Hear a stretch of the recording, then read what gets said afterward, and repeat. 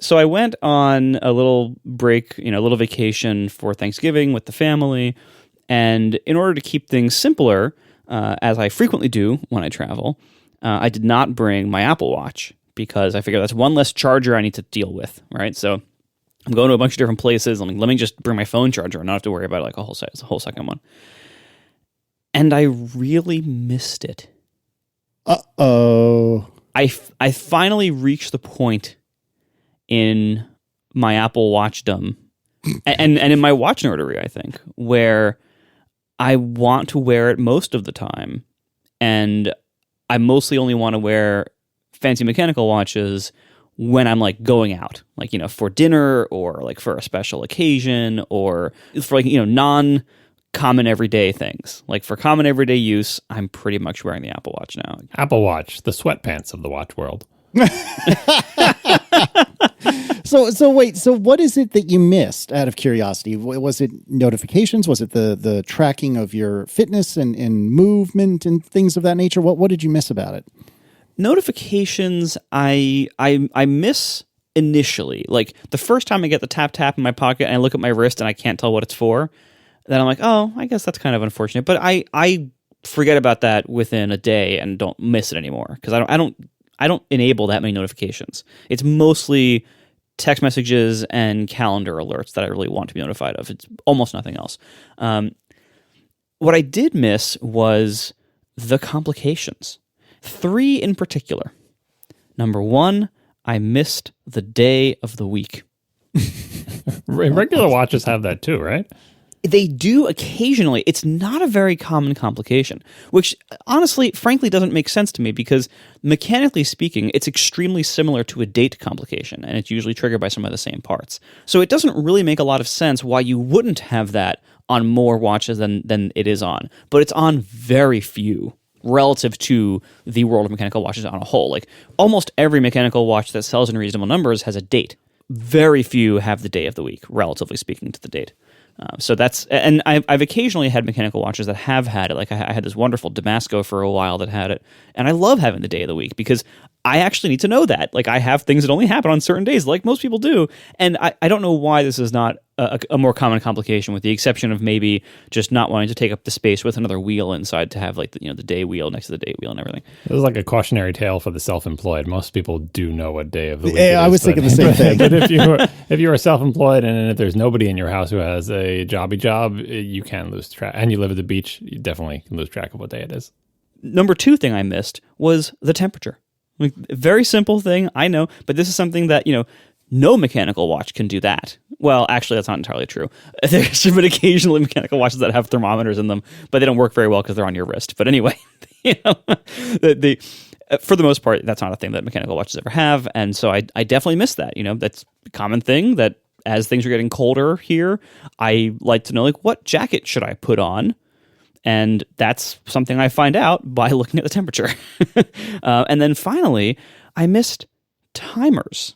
I frequently will do things like make coffee or tea, and I need to know, I want a countdown timer for that. Or Adam will ask, like, he'll request me count him down a 5-minute timer for like a math worksheet he's doing that has to be like a timed sprint for a math worksheet. Stuff like that. I use timers all the time, it turns out. This is part of the reason why I'm so annoyed at how mediocre they are on all Apple platforms. All Apple platforms do timers in a way that I think could use significant improvement. And then kind of a kind of fourth little bonus one, sunset time. Something I never care about in the summer because it's late. But sunset time is very important when it happens at like noon, like it does in the winter here.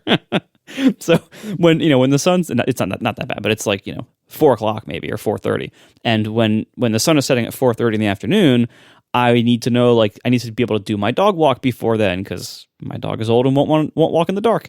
These kind of things are all on my watch face all the time on the Apple Watch. And so I actually did really miss it for this time. I've finally reached an equilibrium point with the Apple Watch where I have stopped trying to make it an analog watch because it's a terrible analog watch. So I just use the, infograph modular I use Infograph Modular with complications, some of which I've made, most of which I haven't, and I leave it there now. It's a digital watch. I'm fine with that because it's a really good digital watch and a really terrible analog one. And I have the always on display that makes it very useful, and now complications have gotten a little more reliable than they have in the past. So ultimately, I'm now at the point where I am actually liking the Apple Watch, and I say that kind of reluctantly because I also love mechanical watches, but I do miss the utility of the Apple Watch when I'm not wearing it. So that has been what I've worn most of the time for the last year, really. And I think it's going to keep going for a while. This is basically the strategy that I have for my mechanical watches. I have very unremarkable mechanical watches compared to what you're used to. I have a Citizen that I really, really like that Aaron got me many years ago. It is not anything to write home about, but it's important and special to me. And I have Movement, an MVMT, I think, something like that, that my immediate younger brother had gotten me as a present for being a groomsman at his wedding. So that's special to me as well. And every great once in a while, like probably 2 or 3 times a year, I'll put on one of those, typically the Citizen, for like a wedding or something like that. And that's about the only time I wear a mechanical watch. And I do really enjoy wearing mechanical watches for those kinds of situations. I think it makes a lot of sense, especially for something like a wedding, where if you have a piece of technology visible for pictures and things like that, you're immediately dating those pictures. You know, for the most part, if you ask me, for the most part, a men's suit or a woman's dress, I know we're talking about fashion. We have no business doing so, but generally speaking, a decent suit or decent dress or whatever will mostly hold up over the years. I mean, it may look a little dated, but not outrageous. But if you see like a honkin', or if you saw like an iPhone 3GS today in a wedding picture, you'd be like, whoa, that was a long time ago. Same thing with an Apple Watch. Like, oh, in 5-10 years, we're going to look at these things that are, so thick and beefy and whatnot and think, wow, those things were ugly. And so I really don't like the idea of flashing or flaunting to some degree any sort of technology on a picture that's going to hopefully last for years to come. And so I basically have been in this mode that you're now finding yourself backed into, which is, hey, if you're doing something special or fancy, then put on a special or fancy watch, commensurate with the event. But otherwise, it's nice having a little teeny computer on your wrist. Is it required? Of course not. But is it convenient? Heck yeah. Yeah. And you're right. Like, if you've ever seen a TV show that features iPhones in the show. Oh, that's another good example. That happens a lot. Apple is always, getting themselves put in TV shows and everything. But they age not only do they age, proportionally to the actual age, they age faster because when Apple releases a new iPhone design, the previous design looks old. Like, you instantly think it looks older, and it looks older than it is. Like, you actually, if you're looking at a pair of pants from, 3 to 4 to 5 years ago, that's going to look pretty much the same as it looks today. Whereas if you look at a phone from 3 or 5 years ago, it's going to look like DOS. Like, it's going to look so old by comparison because this world moves so quickly. And the Apple Watch is also, it still moves quickly. Like, if you look at an Apple Watch, even already, like now that we've had like the Series 4, 5, 6, 7 design where it's like the more rounded corners and, a little bit adjusted shape, the previous generation Apple Watches, which they're still selling with the Series 3, but the previous generation Apple Watches looks really like old and clunky by comparison. And that's going to keep happening over time. An Apple Watch, like on the formality scale, an Apple Watch is like a right down the middle of the road pair of sneakers. So anytime you would not wear a pair of sneakers, you shouldn't be wearing an Apple Watch. So like if you're wearing a suit, that is not an appropriate combination, and look, and there's plenty of time in life where a pair of sneakers is totally fine. I wear sneakers most of the time. It's fine, but you can't wear them with every outfit. And as you get up to the fancy level, you should not be wearing sneakers at a certain point. And that's how the Apple Watch is. Anytime you would question sneakers, you should also be questioning your Apple Watch. I think it's fine to wear an Apple Watch with a formal outfit. I don't think it's the equivalent of sneakers. I know what you're saying about that. No, it's better to be wearing no watch than to be wearing an Apple Watch with a formal outfit. No, I think it's because it's not it's more subtle than you think. From a distance, it could be mistaken for a regular watch because at this point, it is not so ridiculously differently sized and shaped than the giant, especially those giant men's watches may even be bigger and beefier than this. So I think it's fine. It's not like the screen is visible and glaring in the face of all your photos. If you see a little bit of an Apple Watch peeking out from your suit jacket, it's fine. You have my permission. You don't have mine. Yeah, I think you're both right, but I tend closer to Marco than How can we both be right? We have literally the opposite opinion on this issue. That's the way of the Casey. No, this is, first of all, this. Hey, have we met? This is episode, 400 and something? No, what I mean by that is I think it is not as egregious as Marco says, but ultimately I come down more on Marco's side than John's in that I think you can get away with an Apple Watch, like John said, in situations where maybe you couldn't get away with sneakers, but I still think that is a reasonable metric by which to question whether or not you should be wearing an Apple Watch. Like if you're in a position that sneakers really aren't socially acceptable, God, how are we talking about fashion again? If you're in a situation when sneakers are perhaps not socially acceptable, then I would say that you should at least consider taking off your Apple Watch and or replacing it with something else. I will say there's an exception to this principle, and that is if your more formal than sneakers situation is just like your everyday work, like if just your office happens to require non-sneakers as office wear, like, okay, you're fine to wear an Apple Watch to work. I'm talking about like, special occasions, family events, fancy parties, like whatever that, that kind of thing. Things like attending a wedding or, a funeral, something like that where you would be going to a formal event, not like, going to your office where they require you to wear khakis. That's different. Plus, God, I mean, the things people wear at their offices. Whew, the most like ill-fitting, like baggy suits and bad khakis. Like, yeah, your Apple Watch is not the thing dragging that outfit down. I have a revelation as well. So I, you know how you kind of came crawling back to vinyl like a year or two ago, and you're like, well, it still sounds like dirt, and I hate everything about it, but it actually has its place. Remember that whole conversation? We're going to get more into similar topics later. I don't remember that exactly. When was Marcos I don't remember when it was, but I developed an appreciation for what it's good at. It's not sound quality or convenience or reliability or anything like that. I mean, I remember when you made the little like physical digital media player with like the SD cards or whatever.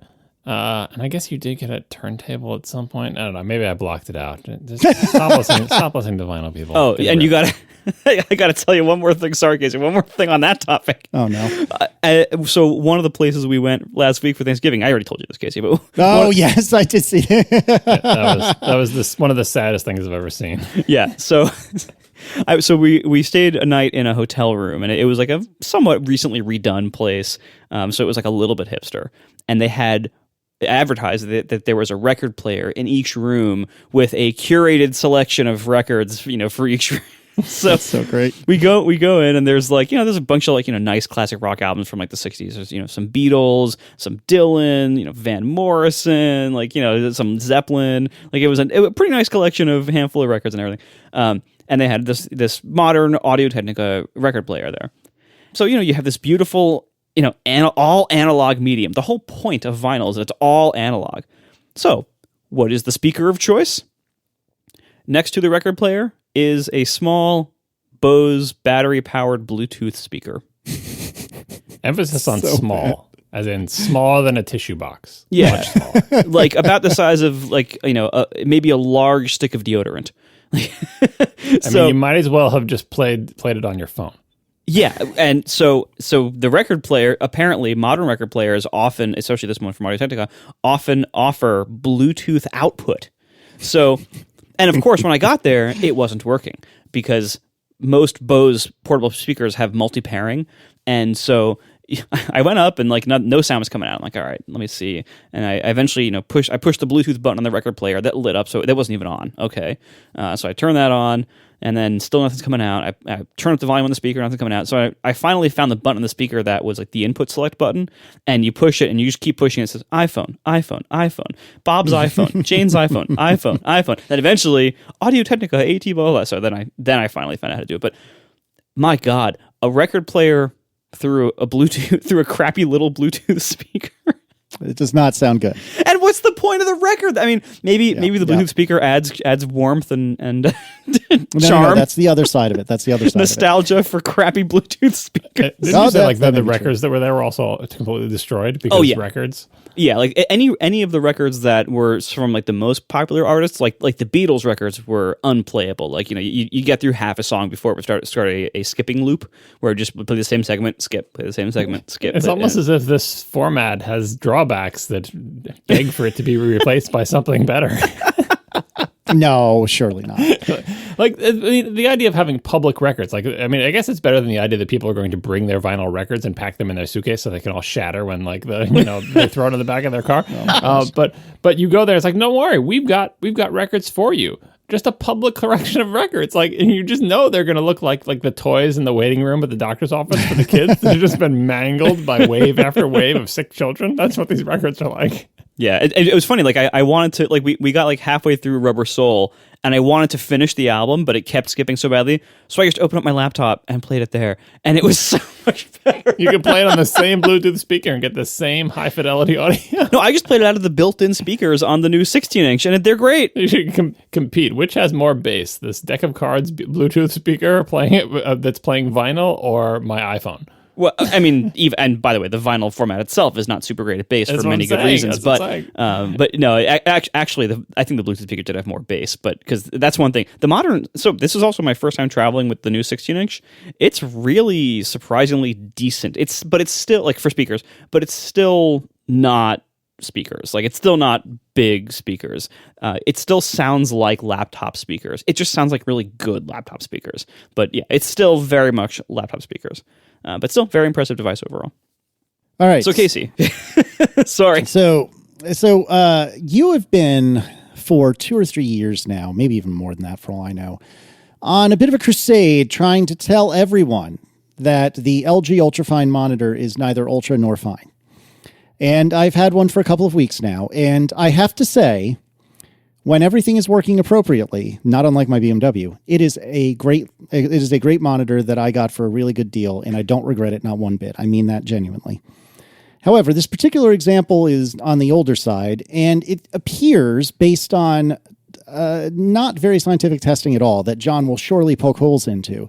It appears that perhaps the main USB-C connector on the back. So there's 4 USB-C connectors, and one of them is the one that you're allowed to transmit like power and the video signal on. And the other 3 are just, like a USB hub, right? The one connector that transmits power and data and all that seems to be a little bit on the flaky side. And so I think that's what happened last week when we were recording, was it just decided, or maybe I don't know, maybe I grazed the cable or something like that, and it just decided, I think I'm going to not work right now. And that was undesirable. So of interest to you, Marco, my MixPre 3 is connected directly to my laptop this week and not through the monitor. You're welcome. Not through the monitor as it was last week. Have you tried it, just for the sake of argument, have you tried a different Thunderbolt cable? I have. And so I actually went to Apple and bought their $40, whatever it is, like 2.5 foot Thunderbolt cable, and had no better luck with that. In fact, that cable is currently carrying this audio from the MixPre 3 to the laptop as we speak. But I tried that one. Well, it's a little overkill, but hey, it does the job. I tried that one. I tried a Amazon one that I had laying around that I think was not Thunderbolt 3. It was like some other flavor of Thunderbolt. I'm really starting to hate USB-C in a whole new way now, because now it matters to me what, cable quality I have for these sorts of things, and it's completely unintelligible. But nevertheless, I had an Amazon cable around that would run the monitor actually fairly consistently at like 4K, but it wouldn't do it at 5K, which is very frustrating. Anyway, so I'm back on the monitor on the cable that came with the monitor, and 98% of the time it works great, but every great once in a while it decides, nope, I'm going to just sputter to death. And then I have to reach behind and jiggle the little connection, and suddenly it all comes back to life again. But it is very frustrating. I still stand by the purchase. And I know that my friend Chris, who sold it to me, is probably listening to this and freaking out right now. I stand by the purchase. I would say that to make him feel better, but it's also true. I stand by the purchase. I got this at an incredible steal, and it was infinitely cheaper than a ridiculously overpriced Apple Pro Display XDR. However, I kind of want to Pro Display XDR right now because it is just barely frustrating enough to get on my nerves and just it ruins. Because the thing is, when it's working properly as it is right now, it really is a great monitor. The stand sucks, but the monitor's fine. Great might be a stretch. Well, I would say it's ultra fine. Yeah, ultra fine. It's an ultra fine monitor when everything is working properly. It's probably just this particular example, which again, I got it to steal. No regrets. Truly, no regrets. I think this was the best, compromise I could come up with. But if any of you would like to go to atp.fm/join and supply me with a Pro Display XDR, I wouldn't complain. Yeah, so a few things. Number one, tell your friend this is why you don't sell technology to people you know. No. He has nothing to feel bad about. Truly, he has nothing to feel bad about. He really, really doesn't. Because as far as he knew, everything was working perfectly. And 98% of the time it does. And he gave it to me at a great deal. So he has nothing to feel bad about, hand to God. This is the story of the LG 5K. It's kind of similar, but not as bad, but kind of similar to the butterfly keyboard thing, where like you would have a problem with it, and if you ask people like on Twitter or whatever, a third of the people saying, "Yeah, I had the same problem. Mine flaked out or it died or whatever," and then you'll have other people saying, "Like, what do you mean? Mine's been rock solid. What are you talking about?" Yep. And it's enough people say it's been bad for them that there's definitely clearly problems with reliability, but then somebody will say like, "Oh, I manage a fleet of 50 of these for my office and we've had 0 failures." Yep. And you're like, "What?" Like it, but yeah, there's definitely something up with them. They have made multiple like minor revisions over time, and so some people try to say, "Well, the first, the A and B revisions were bad, but then they fixed the C revision." But who knows? It's hard to get solid data on that. But the result is, you're having a very similar experience. Actually, you're having a worse experience than I was with mine. Mine works. It's just mediocre. Yeah, see, I actually genuinely, it's stand accepted. Like my friend Chris, he said that the stand is a piece of garbage. You have said the stand is a piece of garbage. Guess what? It's a piece of garbage. Like it functions as a stand, and that's about the most praise I can give it. But that bill of goods was as it said on the tin. Chris said to me before he sold it, he said, "I'm telling you, this stand's a piece of trash," and I was like, "Okay, it's fine." But the display, it really is a nice. It's not stupendous. It's not as fancy as your XDR, but it is a nice display. And when paired with the laptop, especially this one, which is happy to run in clamshell mode, I really truly do love it. I really, really do. It's just that persnickety, like every great once in a while, I'm done. That gets a little frustrating to say the least. Yeah, and the ports being unreliable is also not great. Well, yes and no. Like now that I'm not plugging my USB interface or my microphone interface through it, it's fine because I don't really have anything of note plugged into the back of it. Except that's actually a perfect segue. I owe you $1. It's a perfect segue to. I sell segues, obviously. No, I have plugged in my brand new Apple Magic, what is it, a Magic trackpad, whatever the external trackpad is. Yeah. I am running it plugged in because I don't know if the trackpad is a lemon. I don't think it is. I'll explain why in a second. Maybe my computer's a lemon. I don't know. But the Bluetooth issues that I have never had in my entire life, that's the same thing as you were talking about with the butterfly keyboard. The Bluetooth issues that I've never, ever, ever had with any computer I've ever owned, it's killing me with this one. So what seems to happen, this is, again, John can poke a million holes in this, but the feeling of what's happening is that like either the laptop or the trackpad or in some combination thereof are like trying to go into low power mode too often. So like the second I stop mousing around, I don't notice any difference, but then I go, like I pick up my finger or whatever, then I put my finger back on the trackpad and I go to mouse around some more and it's like, what? Oh, yes. Okay, sure. Yeah, I'll do that. And it's like the most frustrating, infuriating thing. And I haven't gotten scientific about it. I haven't moved the computer and trackpad elsewhere, I don't think. But I did try the trackpad that worked great with my iMac Pro, the same iMac Pro that was sitting at the same desk. And that had a similar problem. Now, I do believe I have used the trackpad without the LG plugged in, and it still had the same problem because early LGs, of which this might be one, did have that like Wi-Fi interference thing, but I've never noticed anything with this particular LG in that capacity. So I don't know what the deal is, but I've tried 2 different trackpads, and they both seem to express the same problem. I'm hoping that like some sort of software or firmware update or something can make it better. But currently, I have it plugged into the damn back of my. I have it plugged into the back of this LG because it's more reliable that way, and it's preposterous. I shouldn't need a cable for this damn trackpad that I just bought for $1 gazillion. I've heard a couple of reports of Monterey having some weird issues with Bluetooth stuff, and anecdotally, my wife's crappy third-party Bluetooth keyboard that she likes to use has been like spitting out double characters and other weird stuff since upgrading to Monterey. I hope it's a software stack thing that they sort out in 12.1, but we'll see. We are sponsored this week by Squarespace. Start building your website today at squarespace.com/ATP. Enter offer code ATP at checkout to get 10% off. Make your next move with Squarespace. Squarespace makes it very easy to make websites. And whether that's a simple site, like a couple of pages of content, maybe info for your business, to something that traditionally would be pretty hard to host yourself. Things like storefront hosting or podcast hosting or video stuff. All that stuff is all possible at Squarespace, and it's all built right in. It's super easy to use, and it's super easy to set up and maintain and design and mess around with, all with no coding required. And you're always left with something that looks great on all screens, all devices. It works great because Squarespace's designs start with professionally designed templates, and you can customize them to your heart's content. So if you want to build a new site for your new business, no problem, do it at Squarespace. You want to put up a site for a hobby project, no problem. A storefront, maybe you're selling some goods, no problem, put it all up at Squarespace. I've personally made many Squarespace sites for myself and for others. Just recently, my wife launched a Squarespace store. It was super easy. It's a great place to make websites, and there's so many things you don't have to worry about. Coding experience, for one. You don't need to be a developer at all, or if you're making a site for someone who isn't, great. Squarespace also supports everything, so if you have any trouble, you can go to their award-winning support team, no problem there. And you don't have to worry about software upgrades or patches or any of that stuff. They take care of all of that for you. Go see for yourself with a free trial with no credit card required at squarespace.com/ATP. When you decide to sign up for Squarespace, make sure to head back there, squarespace.com/ATP. Use offer code ATP to get 10% off your first purchase. That's squarespace.com/ATP, code ATP for 10% off your first purchase. Make your next move with Squarespace. All right.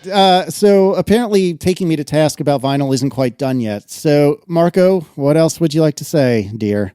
Okay, so you were on a delightful episode of the Double Density podcast. We will link to it in the show notes. It was a nice interview you did there. You briefly breezed by and did like a quick little hit on audio files, like the PH kind, not the F kind. And one of the things you remarked upon is something that I hear all the time that I used to believe. The ability on whether audio files are able to hear what's between the stair-step output of a digital sound wave, as opposed to an analog wave, like from a record, would be a continuous sound wave. But when you digitize sound, you sample it, and so you visualize it as like a stair-step. So I think I mentioned this a long time ago on the show, but you did. Yeah, I did. But we will once again link to this wonderful pair of videos on ziff.org by this person, Monty, who I think invented the Ogg Vorbis format, or at least was involved in the inventing of it. But the idea is the way that DACs work, that convert digital sound back to analog for waves, the output of digital sound formats, when you output digital audio back to analog, is not a stair-step wave. The way it works is complicated. I don't fully understand it, but watch this video. You will see.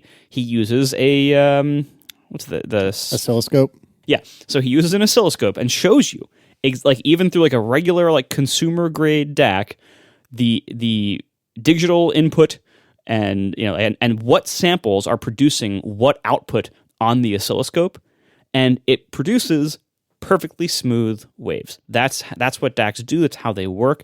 The conversion is not 1,000% flawless, but it's close enough that humans can't tell the difference.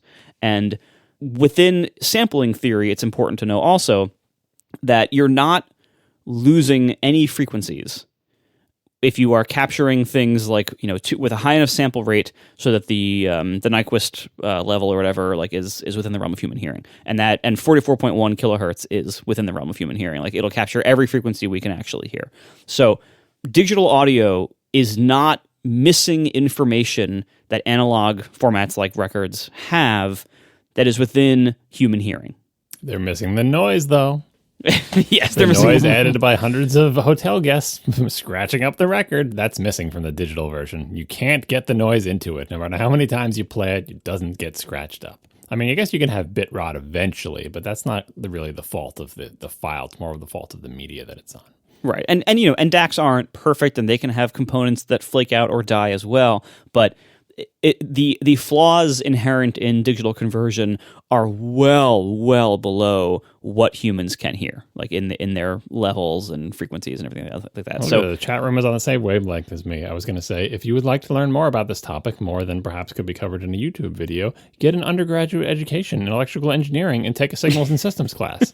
Well, I did. It's a bit I much. did, but it was 20 years ago. But Casey either flunked that class or forgot everything in it. Okay, that's hurtful because I think I might have. And secondly, it was 20 years ago, so I've absolutely forgotten it. But yeah, just what you need to know to be a responsible nerd, listeners out there, is that digital audio output from a DAC is not a stair-step wave. It is a perfectly smooth wave that perfectly represents the frequencies that were input within the range that we can hear. All right, I'm sorry. There are many regrets, and the offending person has been sacked. All right, tell me, I think, John, about Apple's monitor pricing conundrum. Yeah, we should have gripped this up with a monitoring talk, but it's fine. It's a slight diversion into vinyl. I was thinking about this because we talked about it on the last show, the monitor, well, maybe the show before that, the monitor situation and how Apple needs to make a monitor. And we were also talking about the new displays in the MacBook Pros. And I realized that kind of, it's in Rective's parlance, Apple kind of missed their window here. We've been complaining about the lack of a reasonable Apple monitor for many years now, and our old complaint was, hey, everybody loves the 5K iMac. Why not just make a 5K iMac without the Mac? Same display that's in there, put it in a smaller case, don't give it a chin or whatever, and sell that to us. And you could sell it for a pretty high percentage of the cost of a bottom end 5K iMac because you're Apple. We kind of know what the price ceiling is. Like, well, if I can get a 5K iMac for this price, surely just the monitor part would have to be the same price or less. I mean, it stands to reason. You're moving the computer. No SSD, no CPU, no speakers. No, it's just maybe you could put speakers. Anyway, just give us that monitor. But Apple never did that. And we complained for years and years, and they never did it, and it was all sad, and, we never got what we wanted. But that's kind of the mindset we were in, where we were saying, like, oh, Apple should just make like a $1,500 to $2,000 monitor. That's the idea of the 5K iMac without the iMac in it. Right? That's what we're thinking. But these new laptops have really screwed things up, and that's why our previous discussion about pricing, went in surprising directions. The new laptops all have screens that are like, better miniature Pro Display XDRs. Obviously, they're not as big as a Pro Display XDR. They have fewer pixels in them, but they go just as bright, 1600 nits max brightness. They have way more zones, although I haven't been able to confirm this. They talk about how many LEDs are in there, but the number of LEDs is not necessarily matching the number of zones. So I can't tell if these things actually have 10,000 zones or they just have 10,000 LEDs. But either way, they surely have more zones and more LEDs than the Pro Display XDR. They have great color reproduction. They have high refresh, which the Pro Display XDR doesn't have, right? So these are their pro laptop screens. The specs on these are so good that it doesn't seem like an Apple-ish thing to do to introduce a standalone screen that does not at least match the specs of their pro laptop screens. Because historically, when Apple sells a big monitor, a 27-inch monitor or whatever, or a 5K monitor, it's something that you're selling to go along with the pro stuff, right? If you're just getting a MacBook Air, maybe you're not going to get a 5K monitor to go with it. Like, those are two different price classes of things, right? There's nothing stopping Apple from making essentially an LG Ultrafine or a 5K iMac without the iMac. Right? They could do that right now. I mean, to do it today, sell it for $1,500. It's a perfectly fine product. But it doesn't fit with Apple's line now that they've made the laptop monitors so good. And as we discussed in previous shows, if you look for a 5K-ish or even 4K-ish monitor with similar specs to what the new MacBook Pro screens have, costs huge amounts of money. First of all, they're hard to even find, especially if you want everything. I want high refresh, 1600 nits, 99% P3 color gamut coverage. Good luck finding a monitor that even does that. And if you do find it, it's $3,000. It's $5,000, right? And then it's like, well, Apple already sells a more than $5,000 monitor. It's the ProDisplay XDR, and it doesn't have high refresh, and it doesn't have as many backlight zones on it. And that's what we were trying to avoid. Hey, Apple, you should make a monitor that's not the ProDisplay XDR. So it's got me wondering if, because Apple decided to never make the 5K iMac without the iMac. They never did that. Seems like they probably never will. And then I'm trying to figure out, is there a space in the realm of reality for an Apple monitor that costs less than the ProDisplay XDR, but is as good as the laptop monitors? Granted, it would be smaller, 5K instead of 6K, let's say, right? But then how much would a 5K monitor with similar specs to the MacBook Pro screens cost? Instead of being, what is the XDR? It's $6,000?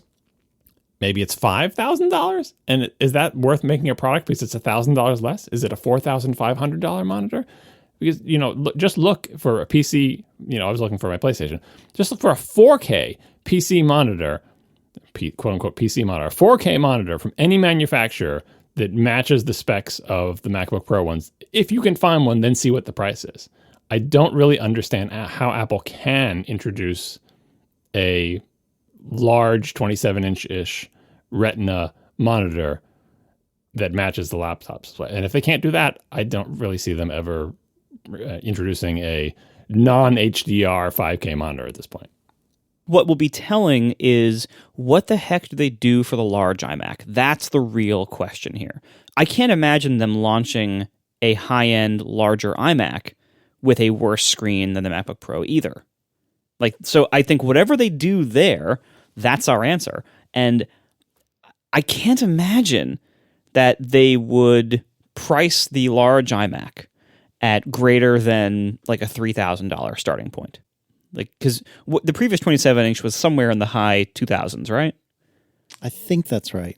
Yeah, so it's probably going to be at the most a $3,000 entry price for whatever larger iMac they end up making, assuming there is a larger iMac coming, which I don't necessarily know that that's a guaranteed thing, but I think it's a very likely thing. I think it is coming, and I think you're hitting on what the key thing is. Everything we're talking about is either old technology, like the old 5K iMac, or currently released technology, like the laptop screens. But, the same way we couldn't have these laptop screens a year ago, when they come out with that bigger iMac, presumably it will have a screen made with technology that was not available. That's not available now. It wasn't available 6 months ago when the current crop of monitors were made. Display technology marches on. So I fully believe that when they come out with a big iMac, it will have a much better screen in terms of HDR and all that stuff than the old 5K iMac.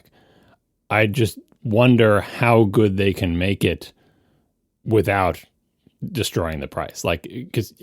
Because the laptop screens are small, you can sort of go all out because it's a 14-inch screen, right? And so we can afford to make it really good because it's just not that much of it. But once you go out to 5K, there's so much more of it, you might have to hold the price. And so obviously I don't keep up with the latest in the panel market or whatever. Maybe it's very easy to find scaled up versions of the MacBook Pro panels and I just want that panel at 5K. Someone did that math. I think one of our listeners sent in, if you just scale up in terms of square inches, the display in the 16-inch MacBook Pro costs this much. And so if I scale up to 5K, it costs this much. And, that math mostly works out to a reasonably priced iMac. And then we're back into the previous situation, which is, okay, well, just give me that iMac without the iMac.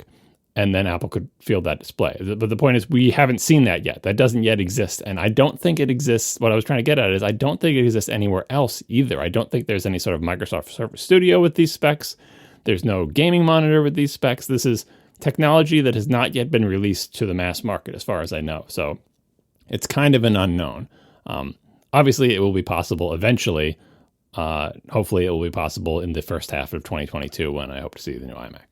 So if you do need a 5K iMac without the iMac, what you can use is, I think long ago sponsor, Luna Display, which just released a new version. Yes, they did sponsor us. Okay. They just released a new version that offers 4K and 5K support officially. So I had tried this before I packaged my iMac Pro up for sale.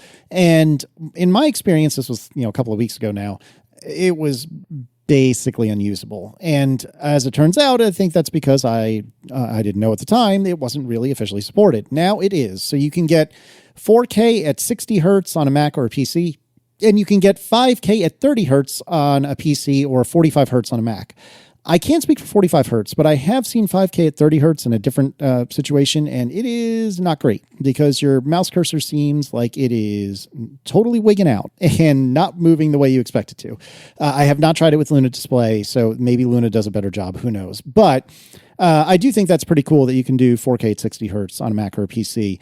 And if my iMac can't get sold by some other mechanism, then maybe I will just turn it into an external display. If the combination of the iMac not selling and this LG just completely pooping its pants happens. But anyway, for those of you who happen to have an old iMac laying around, you might want to give that a shot.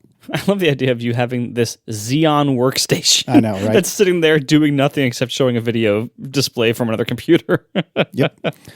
You never know. Could happen. Oh, that's it is sad, but this is the world I'm living in right now. We also got some really good follow up from let's see who was this, Nick Matsakis, with regard to junior versus senior developers, which was an askatp from last week. And I just wanted to read a quick excerpt from Nick. To get hired or promoted into senior software engineering in his particular corporation, you also need to have the skills to deliver technical artifacts through others. This means you need to be able to mentor junior engineers, but put processes and tooling in place so things don't go off the rails, and know when you need to go deep versus trust your juniors to get the job done. Nick continues, I feel that developers are more often career limited by their soft skills. These skills are hard to quantify and develop not, quote, more of the same of what you were evaluated at as a junior. Junior devs love to build stuff, that's why they got into the game, and get obvious rewards for building stuff. It's in the job title. So many hit a wall when they try to move to senior development and the job is changed out from under them. Or worse, they get promoted based on strong technical skills but then make bad decisions or fail to adequately mentor their juniors so the team falls apart without them. I thought that was pretty good. Also known as the Peter principle, being promoted to your level of incompetence. Hey, I was a really good developer. I keep getting promoted, and now I'm in charge of other people, and I'm not good at this job, and now I stop getting promoted. That's what the Peter principle is for people who weren't around in the 60s or whatever the hell it was made up, and it is still a thing.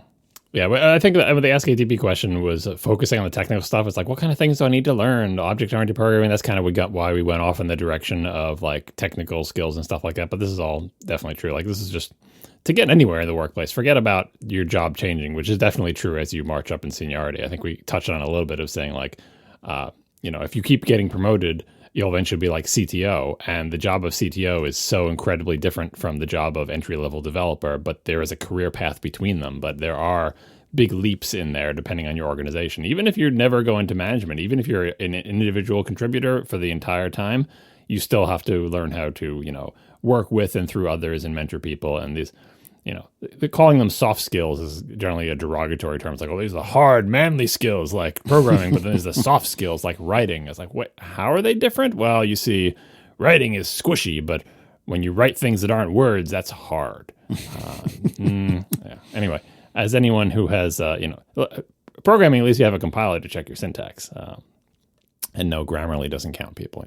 Writing is difficult. So anyway, all I'm saying is that the quote-unquote soft skills are much more difficult in the grand scheme of things than the quote-unquote hard skills, especially at almost all levels of software development that people are likely to engage at.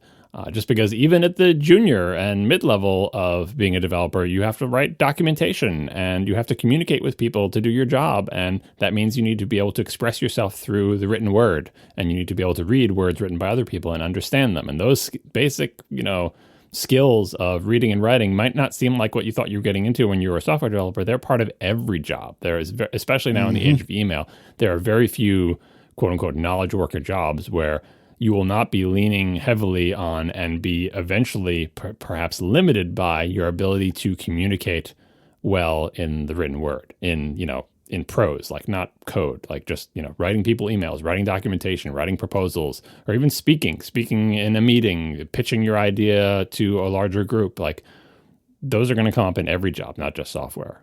So it's very, people like to focus on, which 3-letter acronym in programming do I have to learn to become a super duper senior whatever, when in the reality is, and I'm not even touching on things like office politics, but the reality is that the thing that really makes you good at the next level of your job might have nothing to do with programming.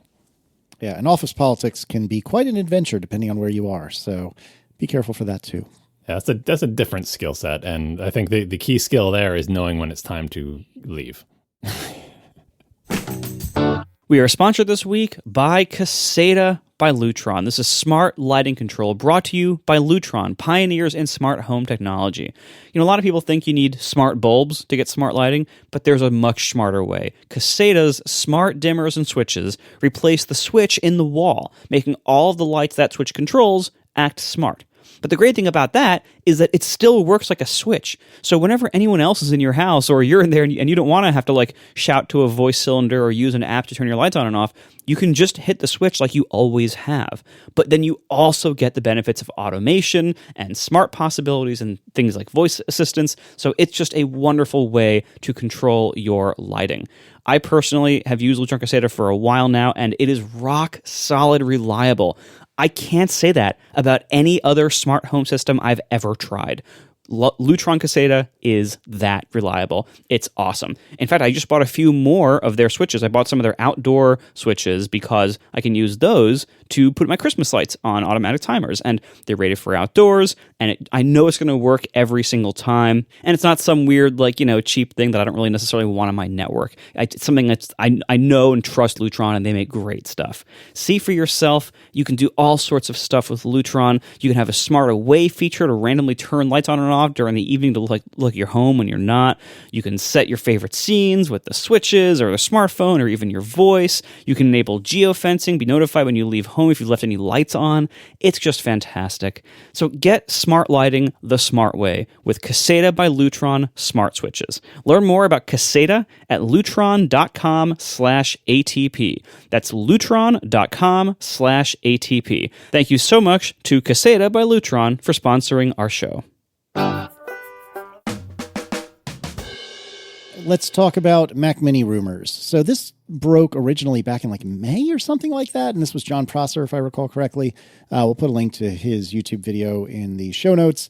But I guess there's been some new developments. I haven't seen this myself. I went looking, and I must have missed it somehow. So what's going on these days? I was expecting to see this is just a fanciful idea, but now the rumors will get more solid, and we'll find out what the real deal is going to be as we get closer. And from my, vague glancing off the Mac rumor sphere, it seems like those old rumors are just being repeatedly, if not confirmed, then supported by all the evidence that we have. So I thought it might be time to talk more seriously about these Mac Mini rumors, start taking it more seriously as a possibility that Apple might introduce a thing like this. Because I look at it and I'm like, yeah, okay, I get what you're doing there. I see, okay, that gives me the spirit of what a new Mac Mini might look like. But now they're saying no, this isn't the spirit of the new Mac Mini. This is literally going to be the new Mac Mini. And I look at it and I have lots of thoughts and questions. So to describe what we're talking about here, think of a Mac Mini as it looks today, but even lower, even skinnier, even flatter, right?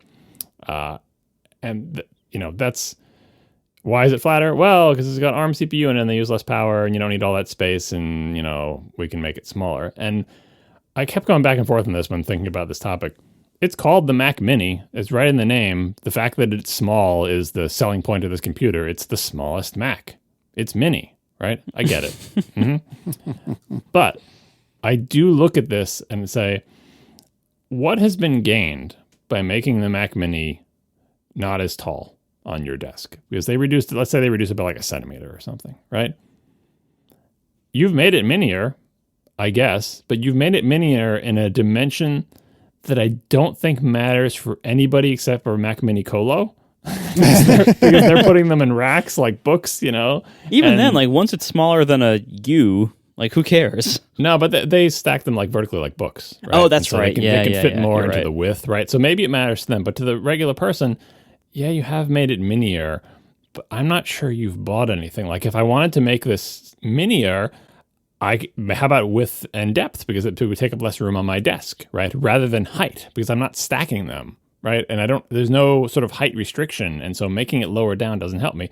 And fashionably, so it looks cooler or whatever. And if we never made them lower, they would still be like 3 times as high like the original Mac Mini was. Like, I get all that. Like, I'm not saying you can never make it smaller, but if I had to choose which dimension to make it smaller, I might pick a different one. And the other reason I think this is relevant is there were some rumors recently, more fanciful rumors of trying to think like, would Apple make a Mac Mini with a M1 Max Duo, like basically 2 M1 Maxes, the rumored Jade 2C die thing.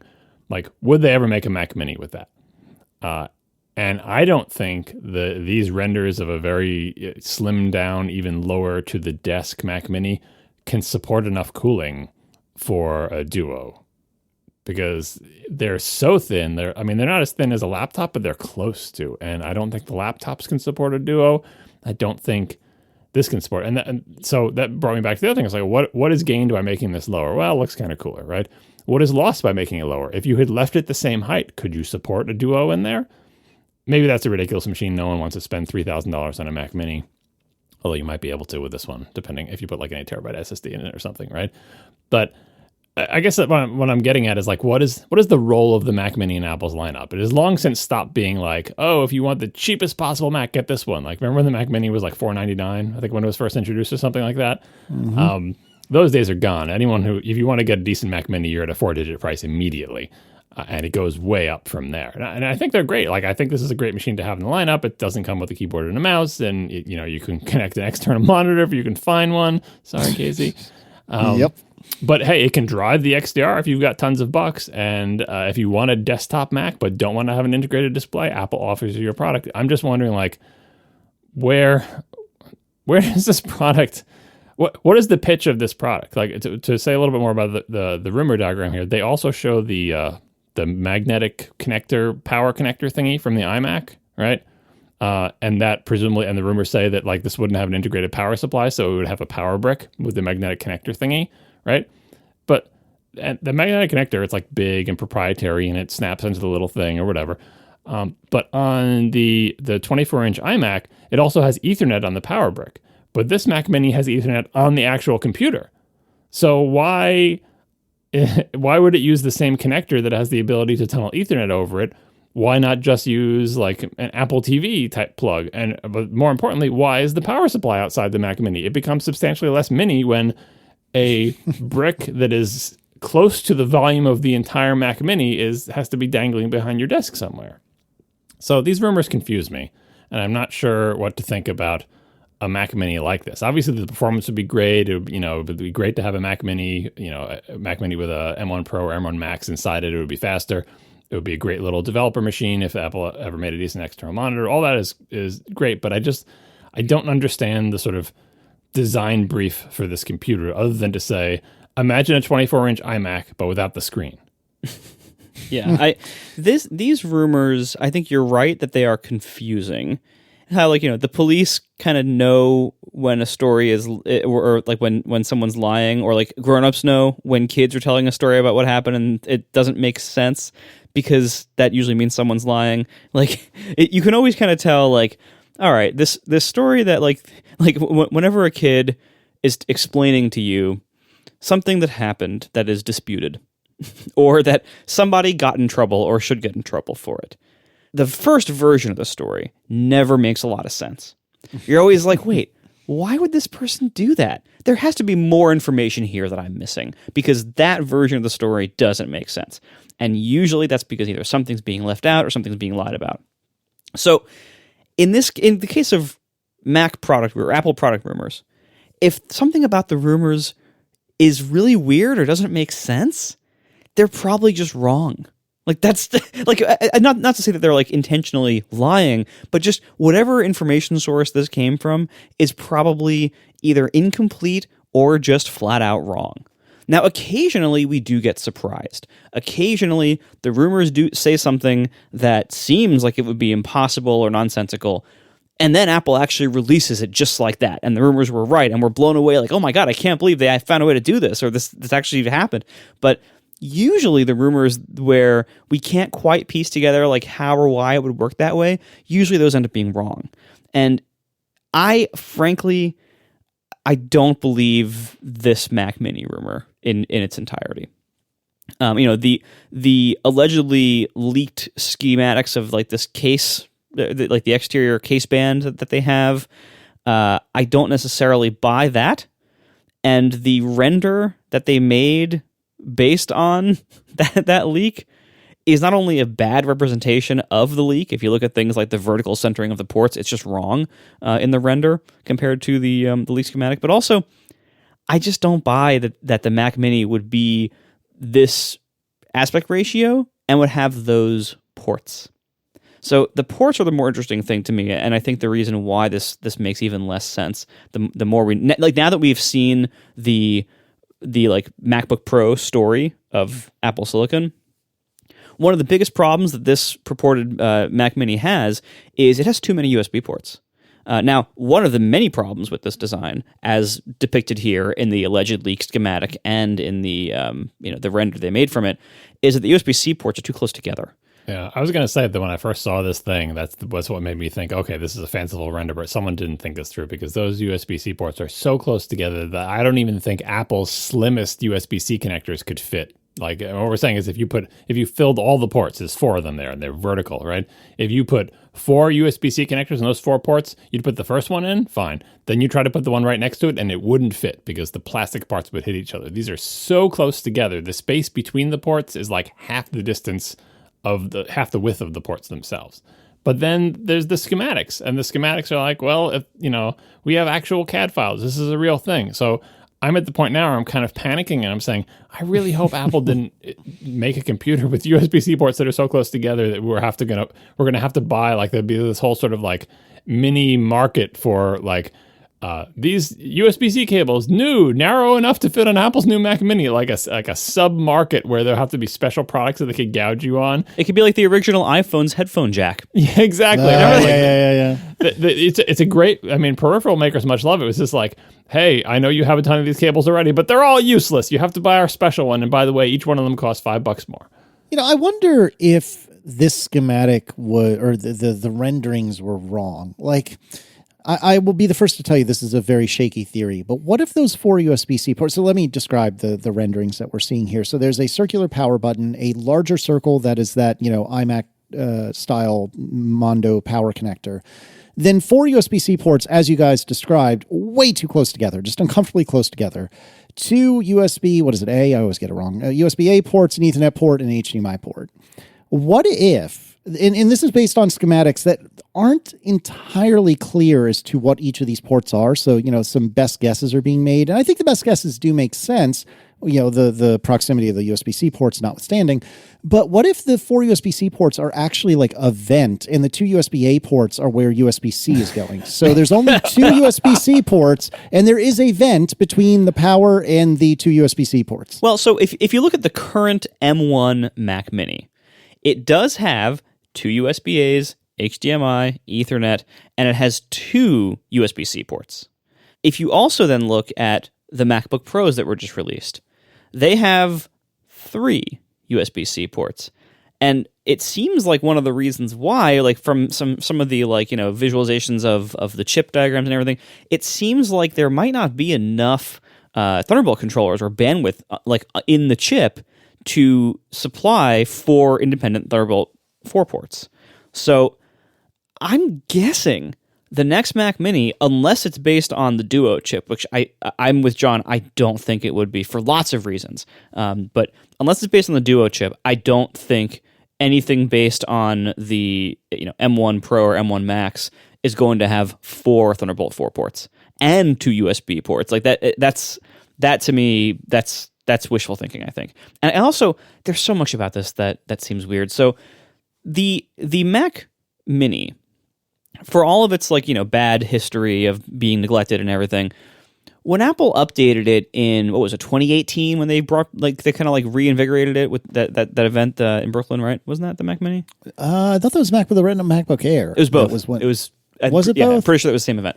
So yeah, it was like October 2018. Yeah, we were there. You and I were there. That's why it sticks out of my mind. Mm-hmm. Anyway, so I'm pretty sure there was a Mac Mini there, and that was the big revival of the Mac Mini, right? And one of the things that it was clear at that time was Apple had finally realized what the Mac Mini was and what it wasn't anymore, if ever. And one of the things that the Mac Mini wasn't anymore was an alternative to an iMac that most people should buy as a desktop. They realized instead that what the Mac Mini had been being used for a long time and what its natural role in the modern Apple product line is not a desktop most people should buy to put on a desk, but some kind of utility Mac that you need for some reason that's not covered by the iMac or MacBook Pro lines. So whether you're running something headless somewhere in a data center or in a closet or as like a file server in your office or something, or whether you're running a media center or some kind of specialized role, maybe like a build farm, stuff like that, render farms, that's what the Mac Mini is for. It is not considered an iMac alternative for most people. Once Apple realized that and when they launched it in 2018, like with this new direction, they loaded it up with ports. They maximized utility. They stopped trying to make it a very low-end product and just made it like a nice mid-range product that had actually some pretty high CPU options if you wanted to spec them up. They went all in on the like utility. It's almost like a pro product where like they don't seem to expect most consumers to want to buy this computer. And so if they still see it that way, which I hope they do, because I think it has been much more successful that way ever since they've kind of like redirected it like that. If they still see it that way, it makes very little sense to me to make compromises to make it more like the new thin iMac when the product is not really being used in a way that would reward or even want those compromises. So one of those compromises for me is the external power supply. I hope the Mac Mini doesn't have an external power supply. I don't think that's a very good idea for the product, and no one cares about making it a little bit smaller. No one is looking at the current Mac Mini and saying, well, I would buy this, but it's too big.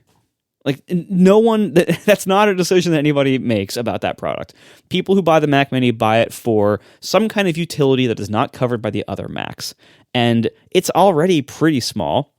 It could be made a little smaller, but that's not a very important thing. And if the way you make it smaller is by pushing the power supply outside of the case, well, that's kind of a cheap, crappy way to make it smaller because then we have a big power brick to put somewhere. So like that's outsourcing the problem to the exterior of the case. It's basically a dongle, right? And it makes sense kind of maybe with the new iMac because of the ultra thin, whatever. It's very impressive. I'm very proud of them. I'm very happy that everyone's happy about it. But it doesn't make sense for this product, where this product is often put in tight spaces or, places where you're putting a lot of them together for some reason, where having an external power supply is a big pain in the butt in that kind of context. So I hope they're not doing that. And similarly, the idea of trying to make it as thin as possible, similar to the new iMacs, I don't see why that would make sense either.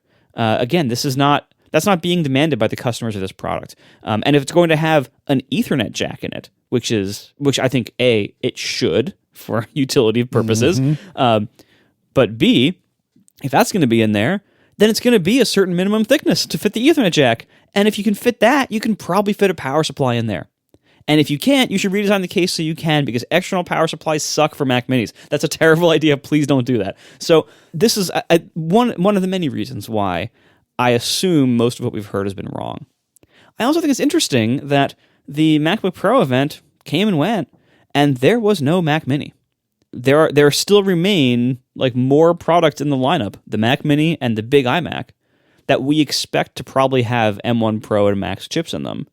So maybe these rumors that came out almost a year ago, maybe these were based on previous concepts that they decided not to go with. Who knows?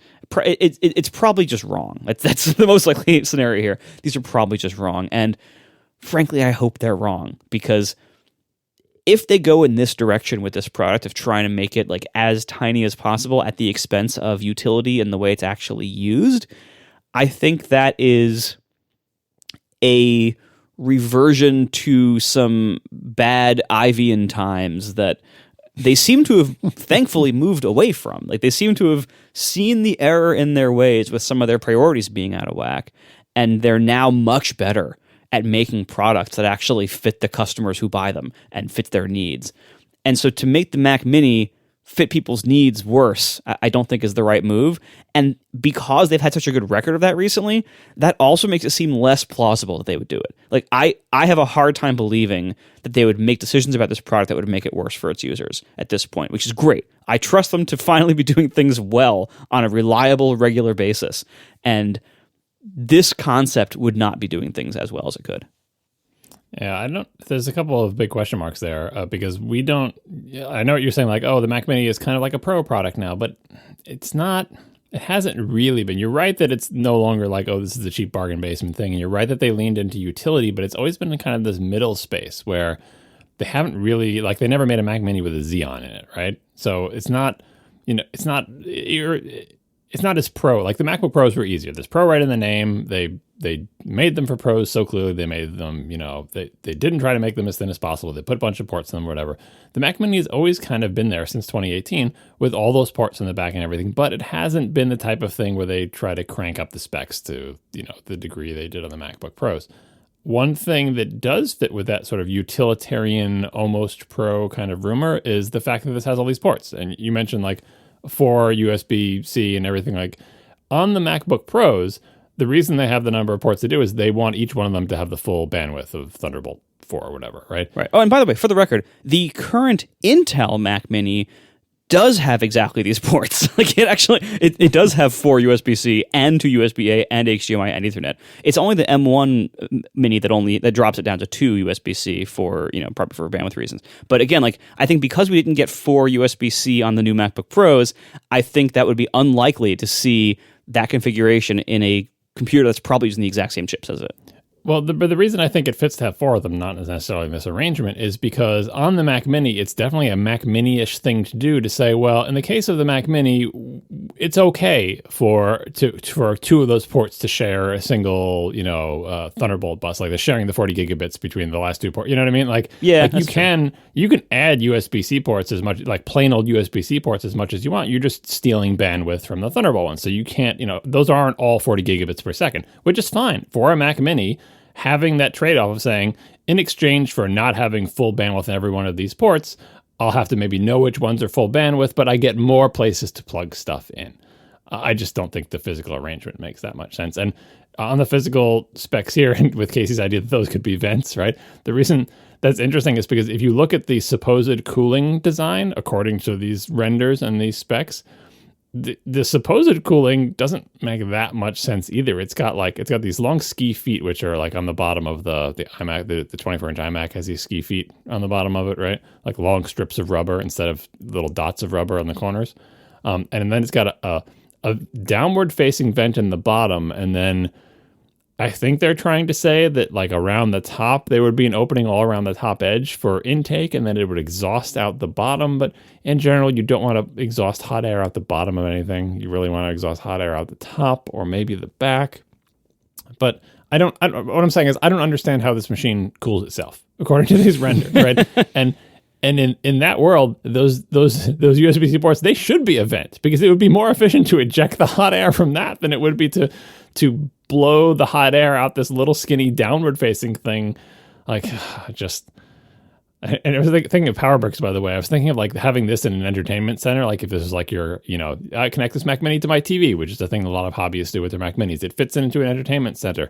And I thought of the back of my TV, the giant rat's nest of wires back there, and there are way too many power bricks back there. So the Mac Mini would fit right in with its stupid, annoying power brick alongside all the other stupid, annoying power bricks that are back there. And then, trying to eject hot air into your little entertainment center from this tiny little port. Like, I don't understand this machine.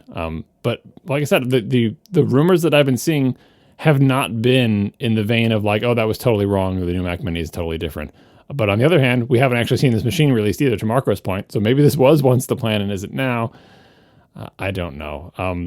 But it is confusing. I don't think there'll ever be a Mac Mini Pro because that machine doesn't make sense to me. So I still think them making it lower to the desk, like flatter, is a reasonable. It is a thing that I wouldn't be surprised if they did, right? Because it's kind of like, what bonus do we like? The M1 Mac Mini, the one that's out now, like to the point in case people want to bring this up, like they don't need to transition the Mac Mini to ARM. They already did that. Yes, they did. It's got a plain old M1 in it. All right, but it is the type of, that was the conversion where they essentially took the existing Mac Mini, ripped out its guts, put in way smaller guts, and left a lot of empty space inside there, kind of like they did with the MacBook Air, right? What we're looking at here is like the 24-inch iMac or the new MacBook Pro version. It's like, okay, but what if we designed a Mac Mini knowing ahead of time we have these amazing ARM chips? What would that look like? And I'm not sure what we don't have any evidence of Apple's thinking for its desktop computers. We have evidence when they make their Pro laptops that they're going to make all the right decisions, and we've talked about that before, right? But when they decide to redesign the iMac, they made very different decisions, the smaller iMac. They made very different decisions, right? So when they redesign the Mac Mini, if they redesign the Mac Mini with ARM chips in mind, do they take it in a MacBook Pro direction, or do they take it in a 24-inch iMac direction? And it's not clear to me, given the history since 2018 of the Mac Mini, which direction is more likely, because I don't see them bringing in the MacBook Pro direction, right? To say this is a Pro machine, we got to do the Pro stuff, and we got to, like really beef this thing up and put an SD card slot back in there and do all, like, I don't see them doing that because it's not a Pro machine, as from Apple's stance, but it's also not to Marco's earlier point, a consumer machine. It's not like, hey, everybody loves it. They come in fun colors. It is not a mass market consumer machine. I mean, not even to the degree the iMac is. I mean, the mass market machines are laptops. Already, when you're talking about a desktop, you're narrowing your focus to this tiny sliver of the population, right? And even within the realm of desktops, I don't know where the Mac Mini should go. I guess the real solution that Apple could do is, what if we just don't update it for 2 years, and then whatever we release, you'll be so happy to have any update at all that you won't be able to complain about this stuff. But right now, we're still hungry for new machines, and we believe that the reason we believe it is we see the MacBook Pros with the M1 Pro and the M1 Max, and we say those CPUs would work great in a Mac Mini. Release one with those in it, but then all we've got to look at are these weird renders of this computer that we don't understand. So. Hopefully this will be resolved eventually, but I think it's an interesting mystery about the Mac lineup.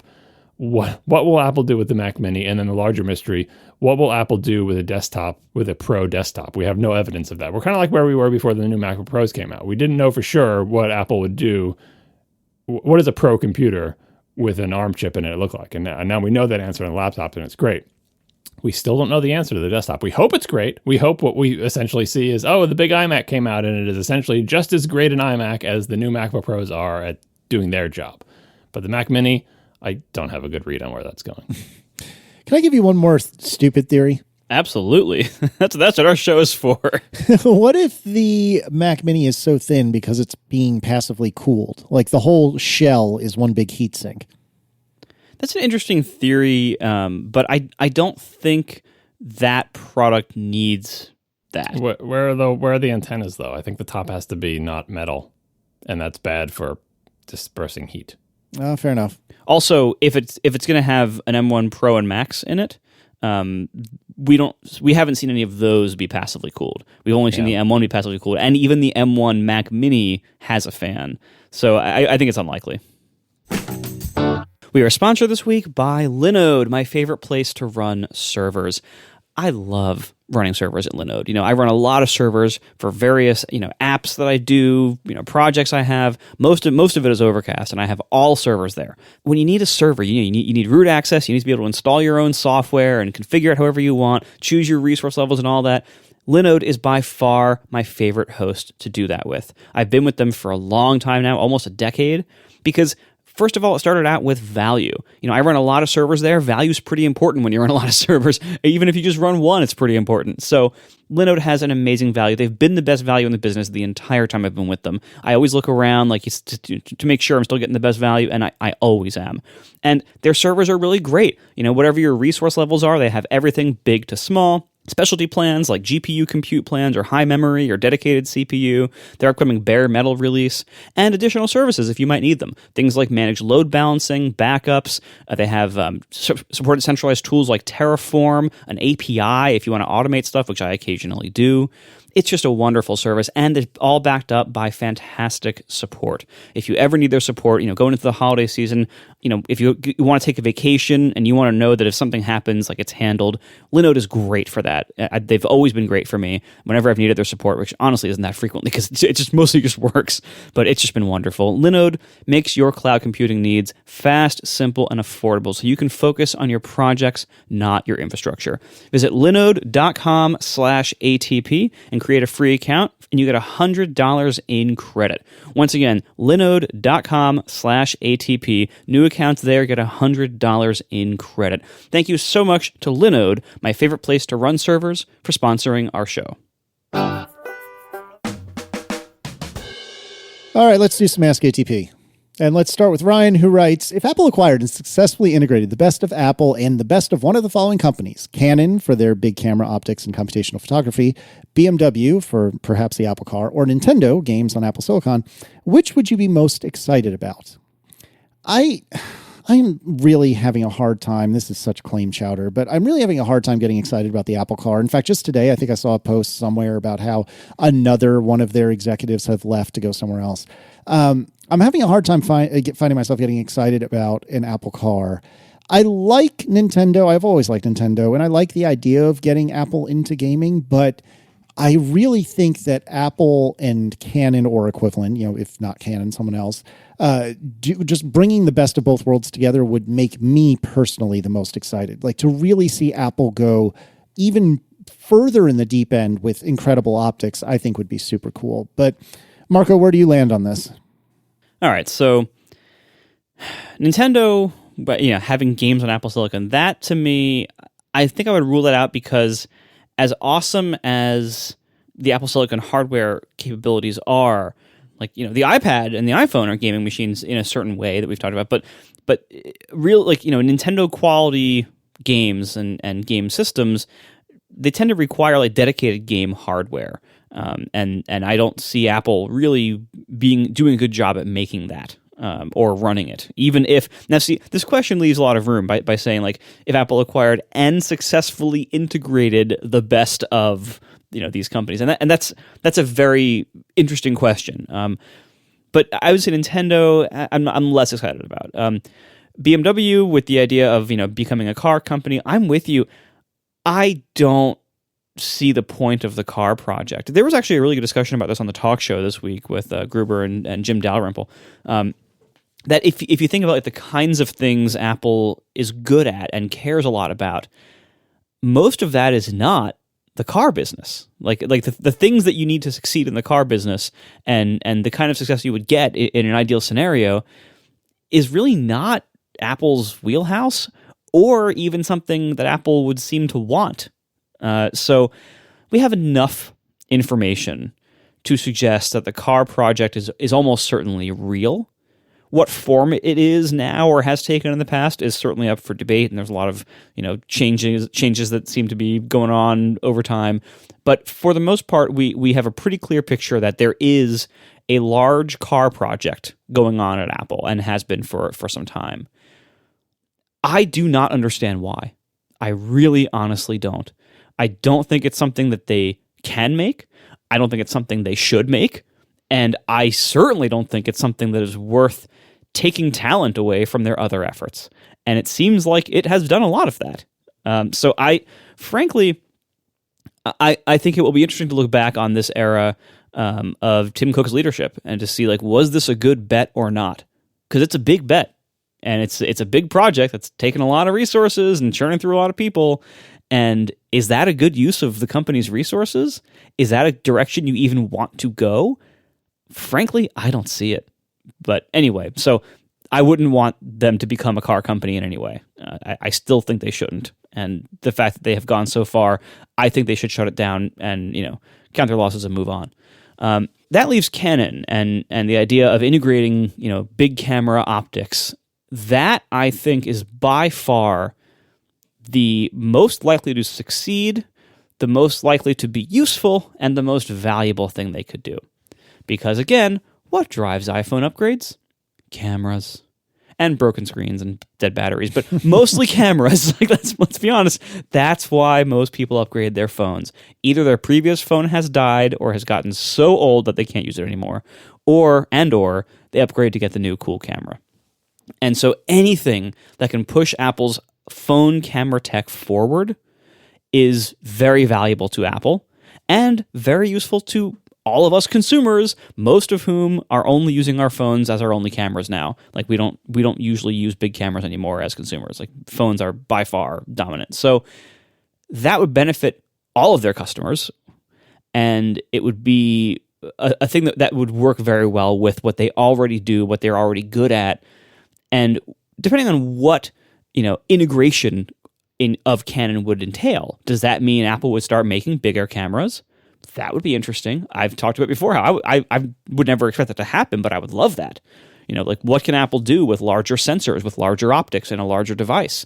That would be awesome. But yeah, that I think is by far the clear choice here. Is make Apple better at cameras before you make them better at games or cars. John? So Nintendo, I know the question says successfully integrate the best of or whatever. Nintendo, I would never want Apple to get near Nintendo because they would ruin it, right? Even if they integrate is that like when Spotify integrates a podcast?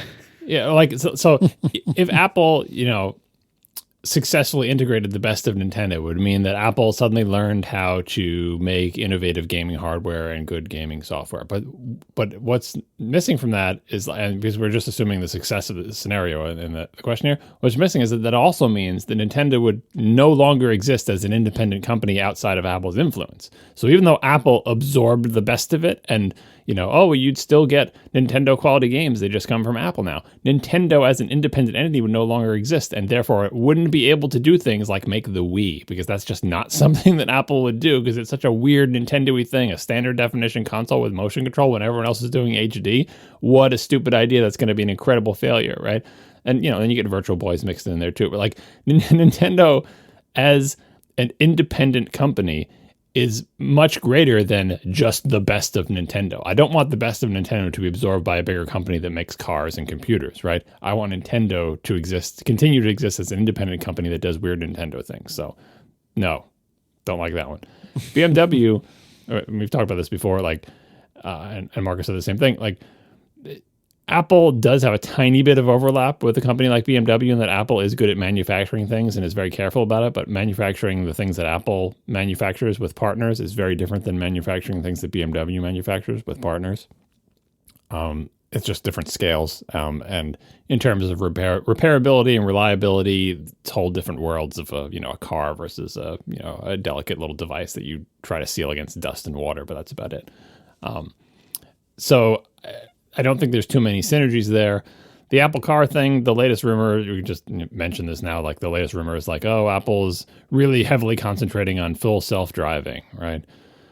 It's kind of, it's not quite the same as the AR VR stuff, because even though no one has really solved that problem, I think you can see a path from current technology of these big heavy goggles. You can just extrapolate from existing tech and say, okay, well, but that tech will get lighter and the resolution will go up and the battery life will get better, because that's just the path. These are not mysterious technologies. It's happened. Look at how much better our screens are on our laptops. Look how much thinner they are. Look how much brighter they are. Look how much higher the refresh is. Look how much lower power and higher performance the CPUs are. All those same effects will slowly bring AR, VR things from where they are now as gigantic ski-goggly things to be smaller and smaller, right? So even though that problem hasn't been solved, as we mentioned in past shows, we haven't gotten to the threshold where it's a consumer product that everyone gets and everyone's comfortable with, even though it's still a weird thing that only weird techie people, use, right? We can see a path to that.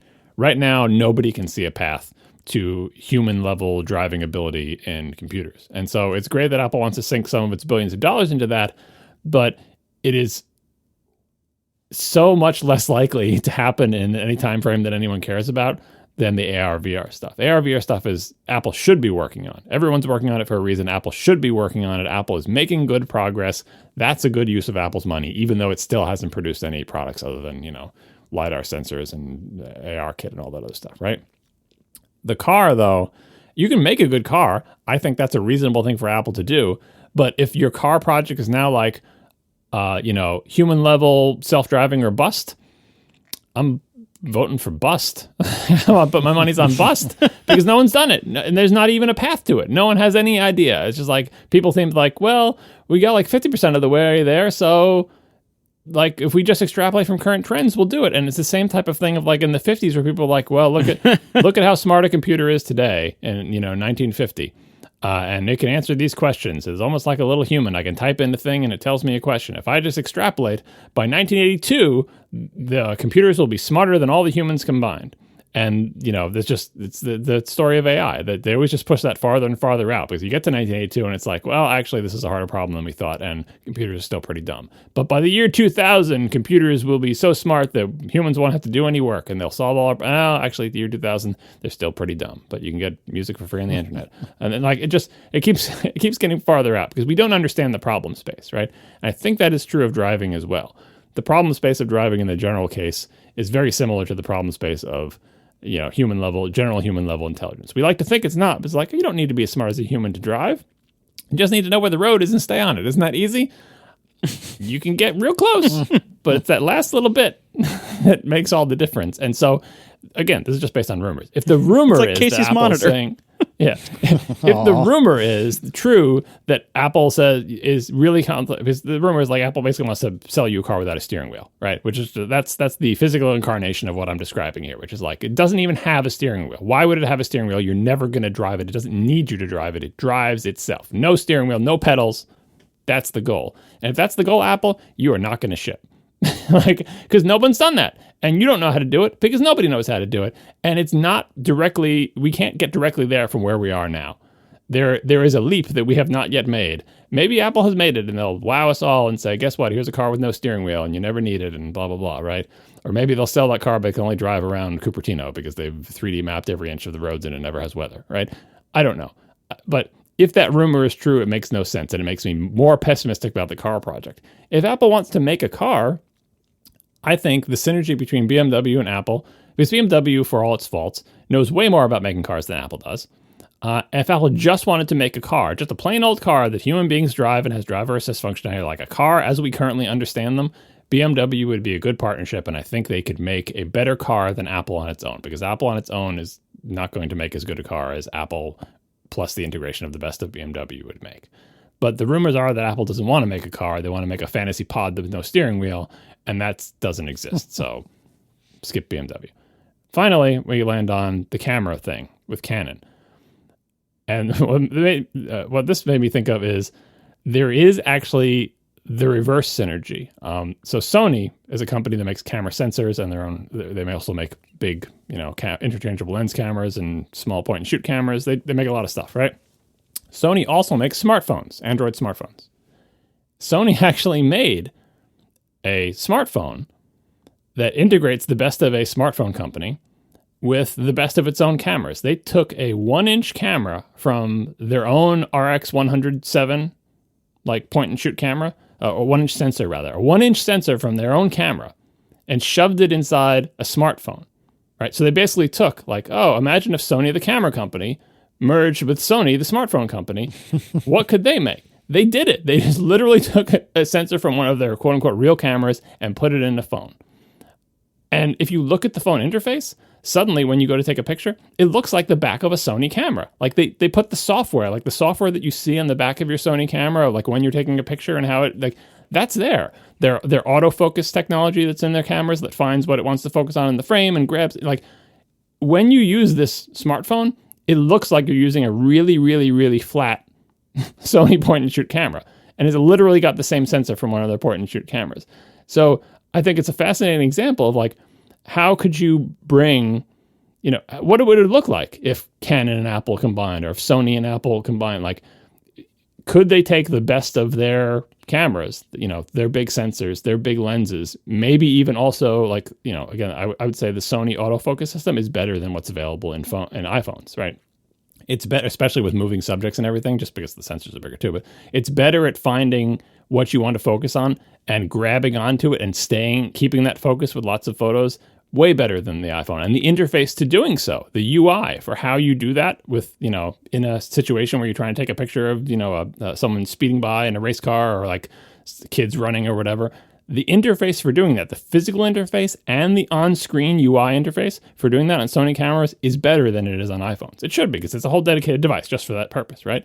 This smartphone, which is called the Xperia Pro I, by the way, we'll put a link in the show notes, takes the Sony camera interface and puts it on a smartphone.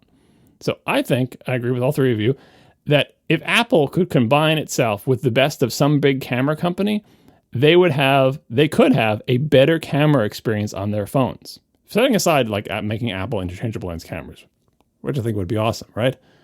But like what I'm saying is there is room for Apple to learn from these companies, because these camera companies' products do lots of things better than Apple's phones do in terms of the UI and of course in terms of the capability. Would Apple put a 1-inch sensor inside an iPhone? Probably not. Like, this is an extreme example. You're really sacrificing a lot of internal space for this. You're sacrificing battery. Like, and by the way, this phone is $1,800. Like, it's, you know, it's a strange product, but it is weird. And by the way, there's a bunch of YouTube reviews of this too. You should take a look at it. If you are familiar with Sony cameras, it seems like a fantasy mock-up that somebody made of like, imagine a Sony camera, but it's a smartphone. And it's both, because it's just Android, you know, it's like an Android phone, but then you put it into camera mode. It's even got like a mechanical aperture on it. Like, it really is like, you know, an RX 100 squished really, really flat, and also it's a smartphone. Fascinating product. But yeah, so I think it's unanimous. Apple should not buy, not merge with, but integrate the best of one of these companies, and it is some camera company. I dig it.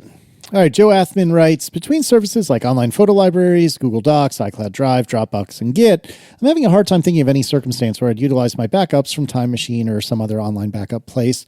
Am I wasting my time with these additional backups? No, you're not. But you make a good point. As I've said to you many times, I do think of my computer, my laptop, previously when I was in a 2-computer world, I did think of my laptop as basically ephemeral. Now that's less so, since I'm down to a 1-computer life. But when I was taking things off of my iMac Pro and moving them onto my MacBook Pro, almost everything was either stuff that I just hadn't processed, you know, like movies, or not movies as in like, you know, falling off the back of a truck, but like things I've downloaded that I need to file away or something like that. Or I don't know, audio, concerts that I've downloaded from artists that allow you to do that sort of thing. All these sorts of things that I just was too lazy to file away. But in terms of like the stuff that actually mattered, like I don't have like a huge repository of Office documents anymore like I used to. All of my code is in Git, like Joe said. So there was not that much of like important stuff that didn't exist in 13 other places. So I do totally get Joe's point, but I am of the opinion that the more backups you have, the better off you are. Since Marco went first last time, let's start with John. I presume you're going to be on the backup everything 18 ways train.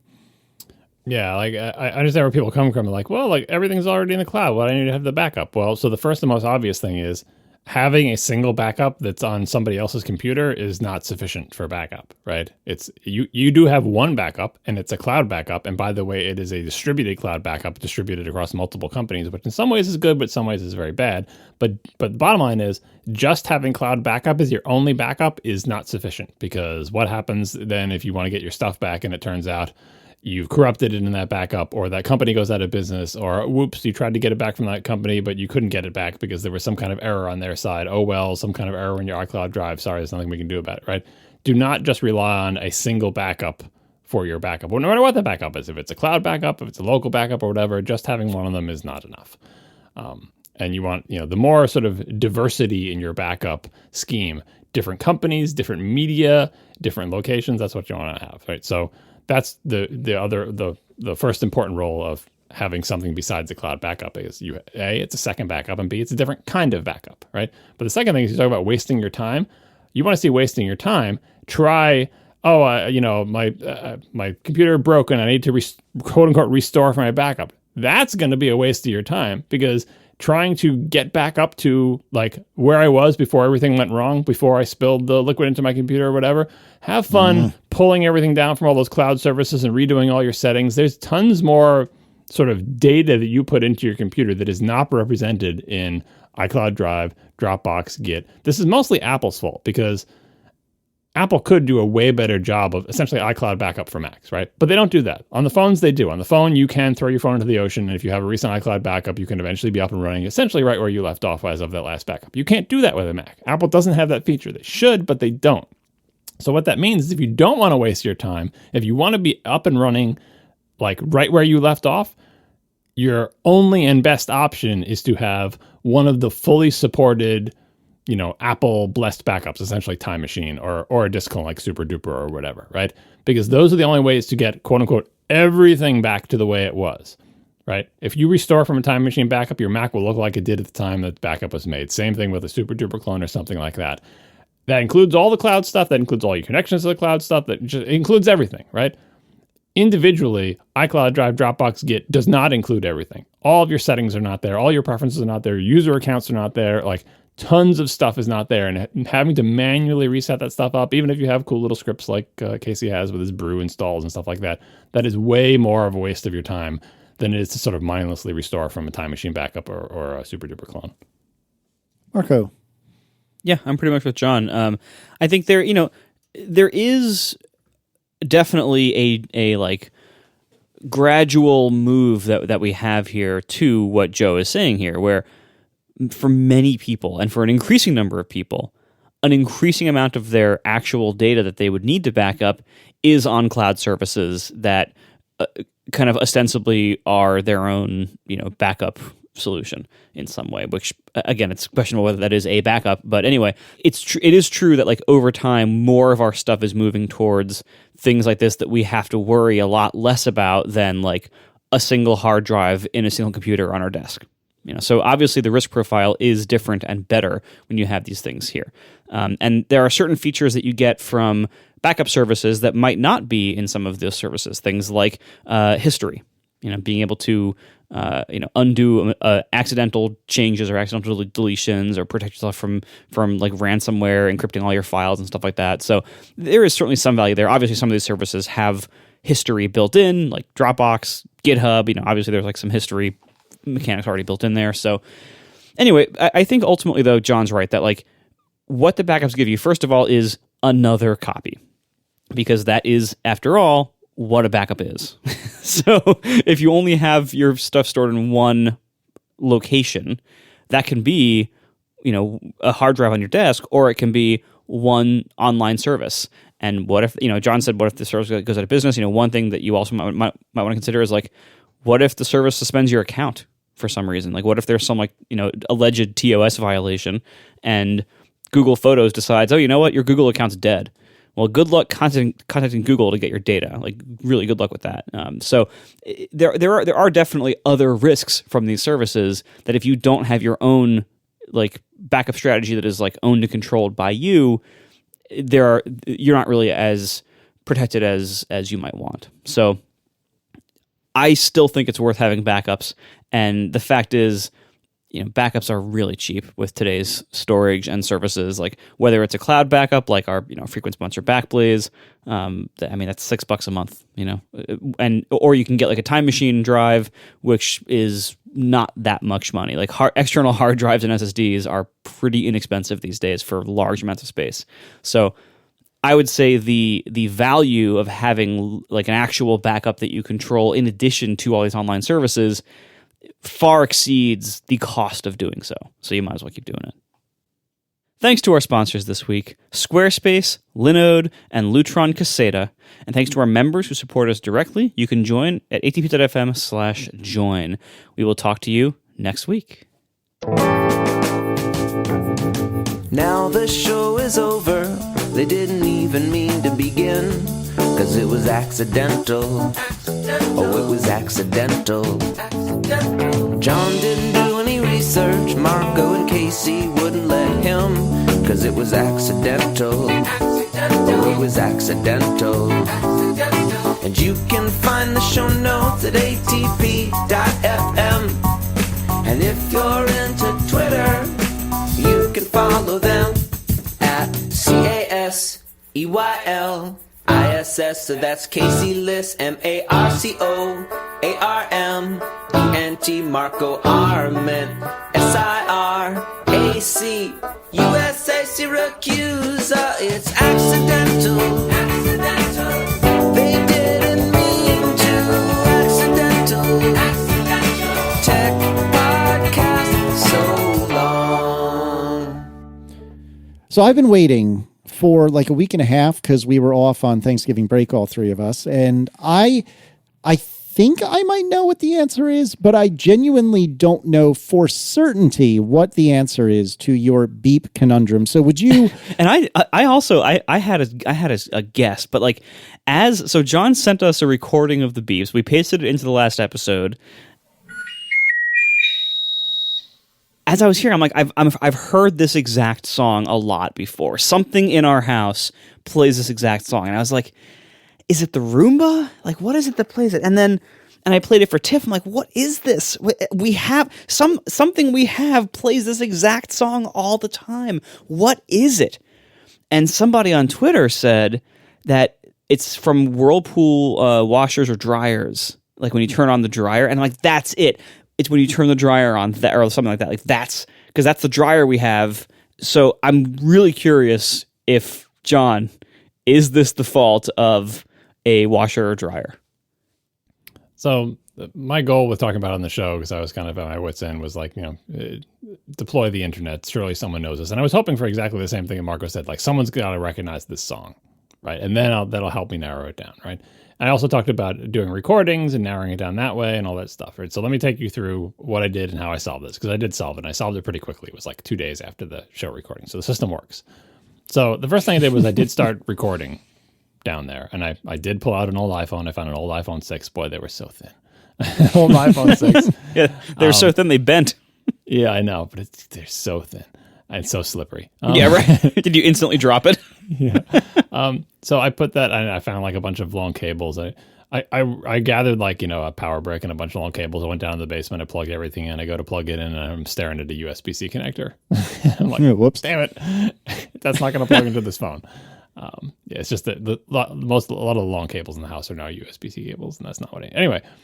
So I put the iPhone 6 in the middle of the room, recorded it and captured it. That's what you heard in the last ATP was my first recording that I captured with I just put it in the middle of the finished room because that was just my first guess of a recording location. And I got the beeps, right? So great. I got the song. I posted it on Twitter. Marco put it in the podcast. Now it's out there, right? Then I moved the recorder. I moved the iPhone. I put it basically inside like the Fios box. There's like an outer like gray plastic Fios box, and inside that is the little box. I put the phone literally inside that box. Like I routed the lightning cable up through one of the little cable holes in it, right? So I'm like, look, if it's the Fios box making this thing, it's going to be so loud because it's like an inch from the phone. All right. I left it there, caught it again, looked at the recording. It was quieter. It was quieter than the previous ones. I'm like, all right, I have ruled out the Fios box and also anything in that same closet with the Fios box because it was way quieter than it was when it was just, the phone in the middle of the room, right? Around this time, I was starting to get barraged by people on Twitter saying, it's your washer, it's your dryer, blah, blah, blah. Like lots of people talking about washer dryer stuff. And I was like, you know what? I should investigate this because one of the reports, my wife, she was downstairs. She was in front of the washer and dryer. She heard it go off. She said, I think it was the water heater, which is like to the left of the washer and dryer. I'm like maybe, it's noisy. Maybe it's the washer and dryer. I need to investigate this, right? And also there was a lot of people saying that modern washer and dryers can play songs as a form of diagnostic. Because I'm trying to think of like, look, this is not like an alarm and it's not a dying battery. It does it so infrequently that maybe it's just like, maybe the washer and dryer are just trying to tell me something, like mournfully, like, you should replace my belt. Yeah. Like, and maybe it only says it like after a cycle when it's like, by the way, I finished a cycle, but I also noticed like something is screwed up. So I did some research into that. And there was also, a part of this was that someone posted a tweet that said, someone made an account for this. What is that beep? All one word on Twitter posted. This tune sounds extremely like a Whirlpool front-load washer-dryer, and it triggers when the power button is pressed. And we will put a link to this tweet in the show notes. You will be able to play the video of the sound, and if Marco can put in the 2 clips, here's my sound. And here is the sound of a Whirlpool front-loading washer. It's the same song, right? Marco correctly identified the song. It's the same song. Now, part of the reason I was insistent that this is not a thing is because we don't have a Whirlpool washer or a dryer. But hold on, is it like a white labeled? Is that a problematic term now? Anyway, it's like a white labeled Whirlpool that's actually being sold as like a Kenmore or something. Yeah, I was going to say, I also know that in the realm of washers and dryers and lots of other appliances, there are a lot of brands that are really the same as the other brands. I can never keep track of which ones they are, even though I know that Nissan is Infiniti and Honda is Acura, and I know all of those, but I don't know if Maytag and Kenmore are the same thing, or if like Kenmore and Whirlpool are the same. Like I don't remember those. Like I know them. It's like how every microwave is the same microwave. That like Medea, whatever brand it is, like every single microwave except for like 2 is that microwave. Setting aside the current practice of like people sell the same product under different names, like there are brand sharing things, right? I know that Mazda and Ford collaborated on like the Ford Probe, but I don't remember. Anyway, I've lots of useless car knowledge is what I'm saying. But so that's why I was saying, look, maybe I just don't know the brand things. Even though I don't have anything Whirlpool, I need to investigate the washer and dryer. So I started investigation. So I went, and we have 2 different branded washers and dryers. I think that we replaced them at different times, or I don't even remember how. One of them, they both have a thing. Like if you look at the front of them, they have some kind of thing where they do a diagnostic thingy involving sound. One of them had an app. My washer had an app. That's what I expected. I go download the app. You press the buttons, on the front of the thing. And by the way, if anyone has ever, I can't imagine any homeowner who hasn't done this, but Googling for the PDF of the manual of your appliance is usually more efficient than saving all your manuals. So you can Google for the PDF manual of almost every appliance, So I recommend that. Anyway, found the manual, press this button, do this thing, blah, blah, blah. It plays a little song. This is the first time I had ever done this. I just had reports of people on Twitter talking about it. But as soon as I heard it, I know this is not barking up the wrong alley here, because that's not an expression. Anyway, the song it plays sounds like modem beeps. It sounds like essentially, I'm assuming that's what it is. It's like it's transmitting information over an analog signal, right? So you launch the app, you hold it up to your thing, you press the button, it plays the song, and it sounds like your modem before it connects, right? It is not a song. It is not a melody, right? It is data transfer, and it sounds like data transfer. And by the way, I found out my washer is fine. It has no complaints, right? Then I went over to my... That's good. Yeah, everything's working. Great. Then I went over to my dryer.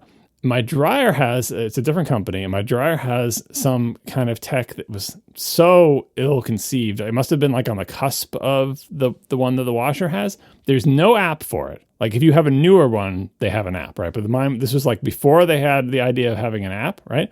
What they wanted you to do was call someone on the telephone, like a support person, and then they would say, okay, hold your phone receiver up to the thing, and then you'd play the song over the phone line, and then the thing on the other end of the phone line in the call center would interpret your beeps and tell you if they're okay. I'm like, great, maybe that was the correct technology for the day, right? Maybe, people didn't have smartphones, but now we do, so just make an app. I don't want to have to call somebody. Wait, was that like automated, or does the person have to be like, that sounds like Eddie Vedder? Oh, it's the motor.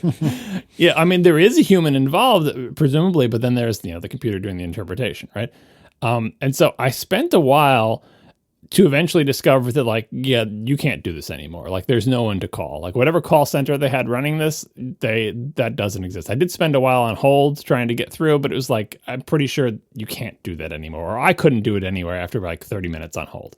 While I was on hold, though, by the way, I'm like, okay, what could my dryer be complaining about? And I had a long, thorough session of spelunking the lint trap on the dryer. I have lots of interesting tools to do this. They make lots of brushes and stuff. I use the headlamp that Merlin gave me a while ago. One of the best gifts I've ever received. Thank you, Merlin.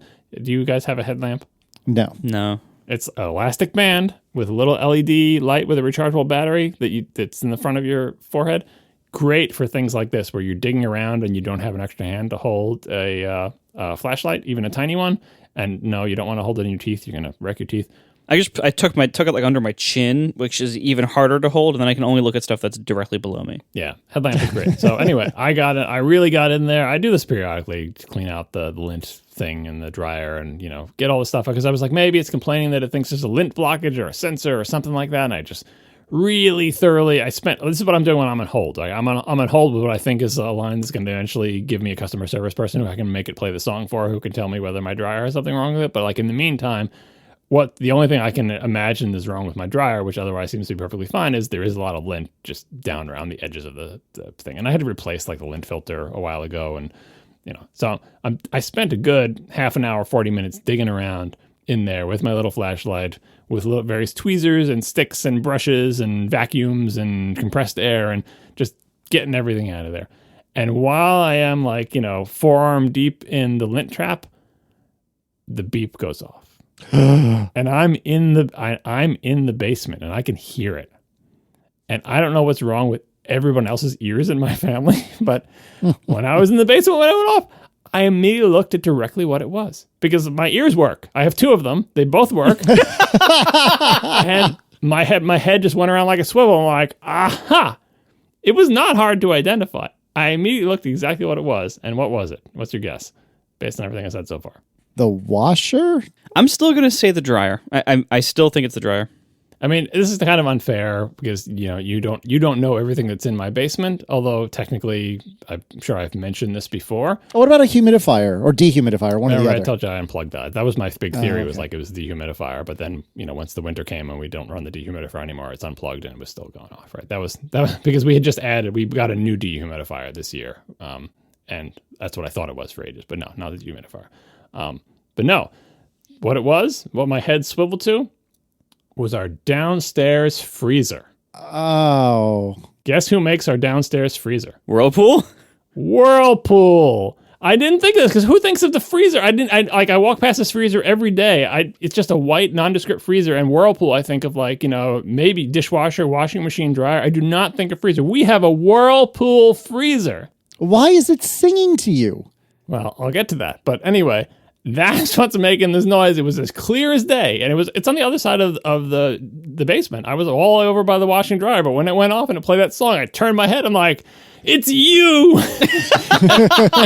and then I ran over to it and I said, "Whirlpool," because it's the Whirlpool song. Like Marco pointed out as a Twitter person, that's a Whirlpool song. Somebody at Whirlpool wrote this melody, which by the way did a terrible job of rendering, and lots of people on Twitter were trying to put notes on a music staff to show what the song is, and then all the music nerds were fighting amongst themselves about how the different ways you could notate it and did they get the notes right. So I wanted to put one of those in the show notes, but there are too many arguments and I don't know anything about music, so I don't know which one is right. But anyway, that is the Whirlpool song. There's also a reverse version of it, which you'll hear in the tweet thing. All right. And so we have a Whirlpool freezer, and that's all I needed to be off to the races, because once you know what to Google for, you can find it. If you're just Googling for beeps, song, whatever, especially if you're Googling for washer and dryer, I wasn't finding it. I wasn't finding the song, right? But now I knew what to Google for, and what I knew to Google for was Whirlpool freezer beeps, right? And that will get you results. So here we go. The first one I found was a forum post on appliancepartspros.com from Stan 4 on March 15th, 2020. The subject is Whirlpool freezer song, 7-note chime. There's lots of debates about how many notes there are here. Okay. All right. And Stan says, it's a song coming every few hours from our garage. The only thing capable of making noise in that part of the garage is our Whirlpool upright freezer. And he puts the part number, which is my exact part number, which I also Googled. Or our very turned off weekend car. And I've already checked with the service department. No chiming song is made by this car. So here's another person calling a bunch of people who make products and saying, does our car, I know this is a weird question, but does this car make any beeps? And they're like, no, sir. Our car does not make beeps. Anyway, Stan says, it's a 7-note chime, like a song.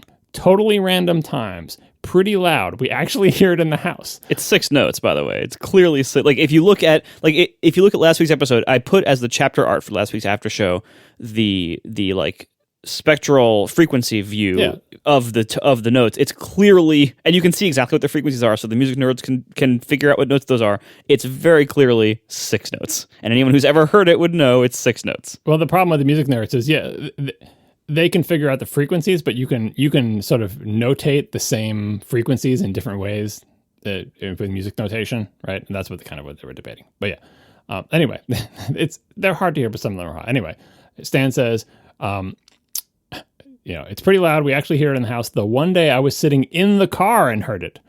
Everything in the freezer seems fine, freezing well, no buzzing, motor noises, extra heat, red lights, or beepings, any sign of anything amiss with the freezer itself. Any ideas? Thanks in advance. So this is the person with literally the same problem. They're being haunted by this chime. It's so loud they can hear it in the house. They can't figure out what it is. He was in the car when he heard it, but he knows it's his freezer, right?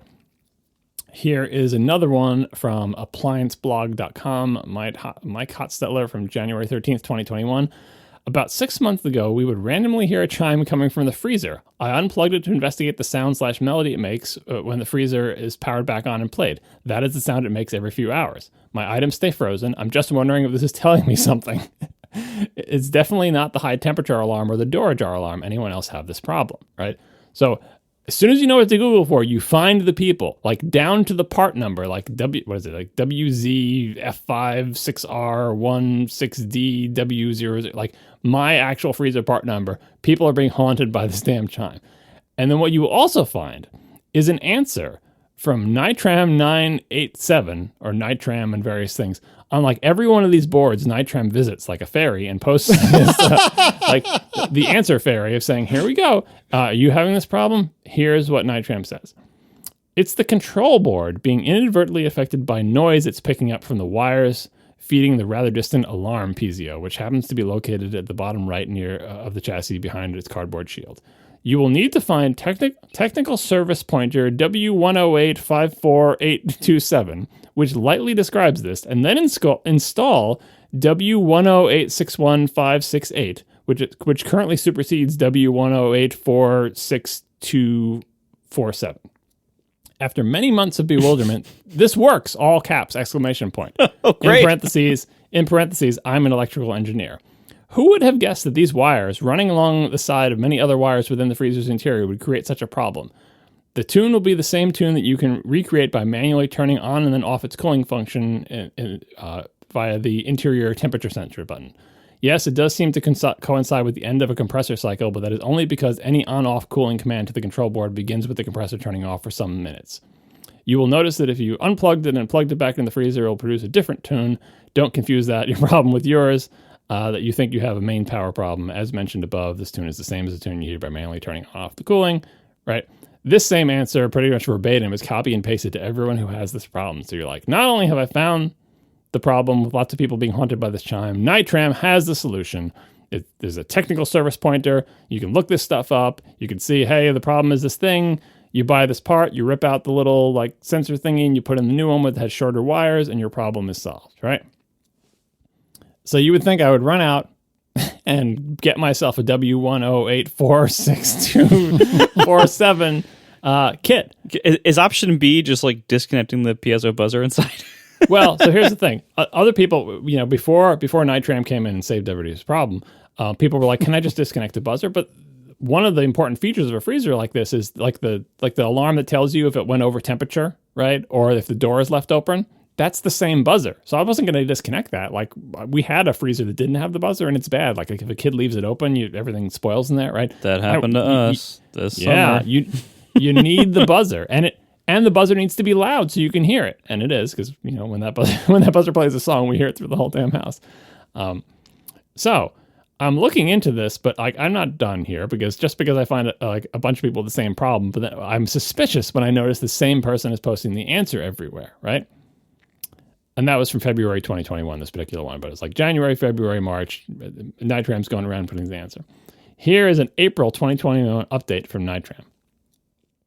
The solution that Whirlpool offers in its W108-61568 kit, as it turns out, did not resolve, all caps, my melody issue in the long run. Oh, no. I apologize for the "this works" in all caps and quotes previously. It was premature.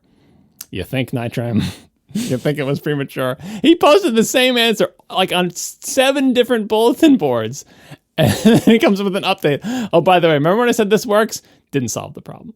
Whoopsies. So I did not order this kit. I kept reading, I wasn't about to just order this thing because what I wanted to see is more than one person says this solves the problem. I want to see everybody saying, I installed this kit and it solved it too. And the reason I was super suspicious is 1, the I am electrical engineer in parentheses, but 2, the idea that it's like long wires are affected by electrical noise. that's causing this. Like, it didn't make sense to me because I'm like, what has changed? What has changed in my basement environment that would, like, what is it picking up? And I did recently put a new Eero down there. So I unplugged the Eero. Even with the Eero unplugged, the thing still went off, right? So my diagnosis, as a bunch of other people said in their problem reports, is my freezer is having difficulties. I don't know what those difficulties are, but it is, like Casey's monitor, it is unwell. Oh, come on. Something about it is Come unwell. on. My freezer works fine. You must be the problem. And by the way, this thing about the, like, you can play the song, like, this is what I did. I showed everyone in my family. I said, come down to the basement. Let me show you something. I can make it play the song by essentially turning the cooling function off. If you hold, like, the little button for 3 seconds, you can turn the cooling function off. And when you turn it back on, it plays the song, right? So something is happening, probably like at the end of a cycle, like a compressor cycle, right? That is causing this thing to think, hey, the cooling is off and now it's back on. That's not healthy. It's not losing power, because that's a different issue, as pointed out on these things. If you lose power and it, like, boots up, if you unplug it and plug it back in, it's a different song. This is the song of, like, I'm on and I'm plugged in, but someone has turned off the cooling function, but now they've turned it back on. But I was plugged in the whole time, right? That's the song it's playing. And no one is turning the cooling function on and off. And there is a low temperature alarm, and it's not getting below temperature, right? It's just that at the end of a cycle, something happens that makes it think, oh, cooling is off, oh, cooling is back on. Like, immediately, right? Maybe I could hook it up to a UPS. Maybe it doesn't need a line conditioner, but I'm thinking nothing has changed in that regard. The power it is being fed is the same power it's always been fed. I haven't put new things on a circuit. It's like nothing has changed. What has changed? This is a pretty old freezer. So my solution, again, I Marcoed the hell out of this one, is new freezer. Like, I don't care what the problem is. I have too much stuff in this stupid freezer. That was the right move. Yeah. I just, because you know what it's like if you have a downstairs freezer. I have it because certain people in my family like to have lots of food in the house. And one gigantic refrigerator is insufficient for their needs. And therefore we have a freezer in the basement and we have tons and tons of food in it because it's just the way it is, right?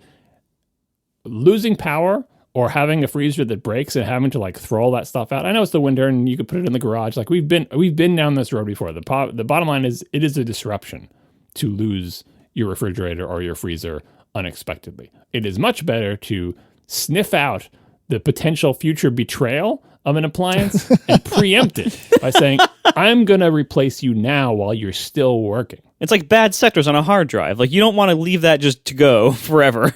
Right. And, you know, and it's like, this is a pretty old thing. I think it's like 7 or 8 years old. Like, it's not like I'm getting rid of a 1-year-old thing.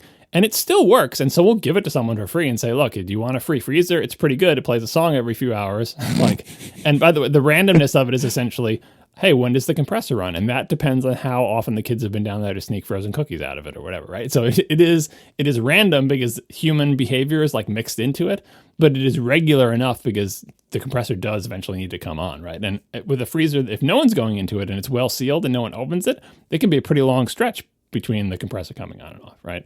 So I ordered a new freezer. It's slightly bigger than the previous one. It's a different brand, I think. It is arriving on Saturday. Anyway, the solution to the problem is that was the Whirlpool song. We have a Whirlpool freezer. The Whirlpool freezer is actively in the process of betraying me, and I am preempting that.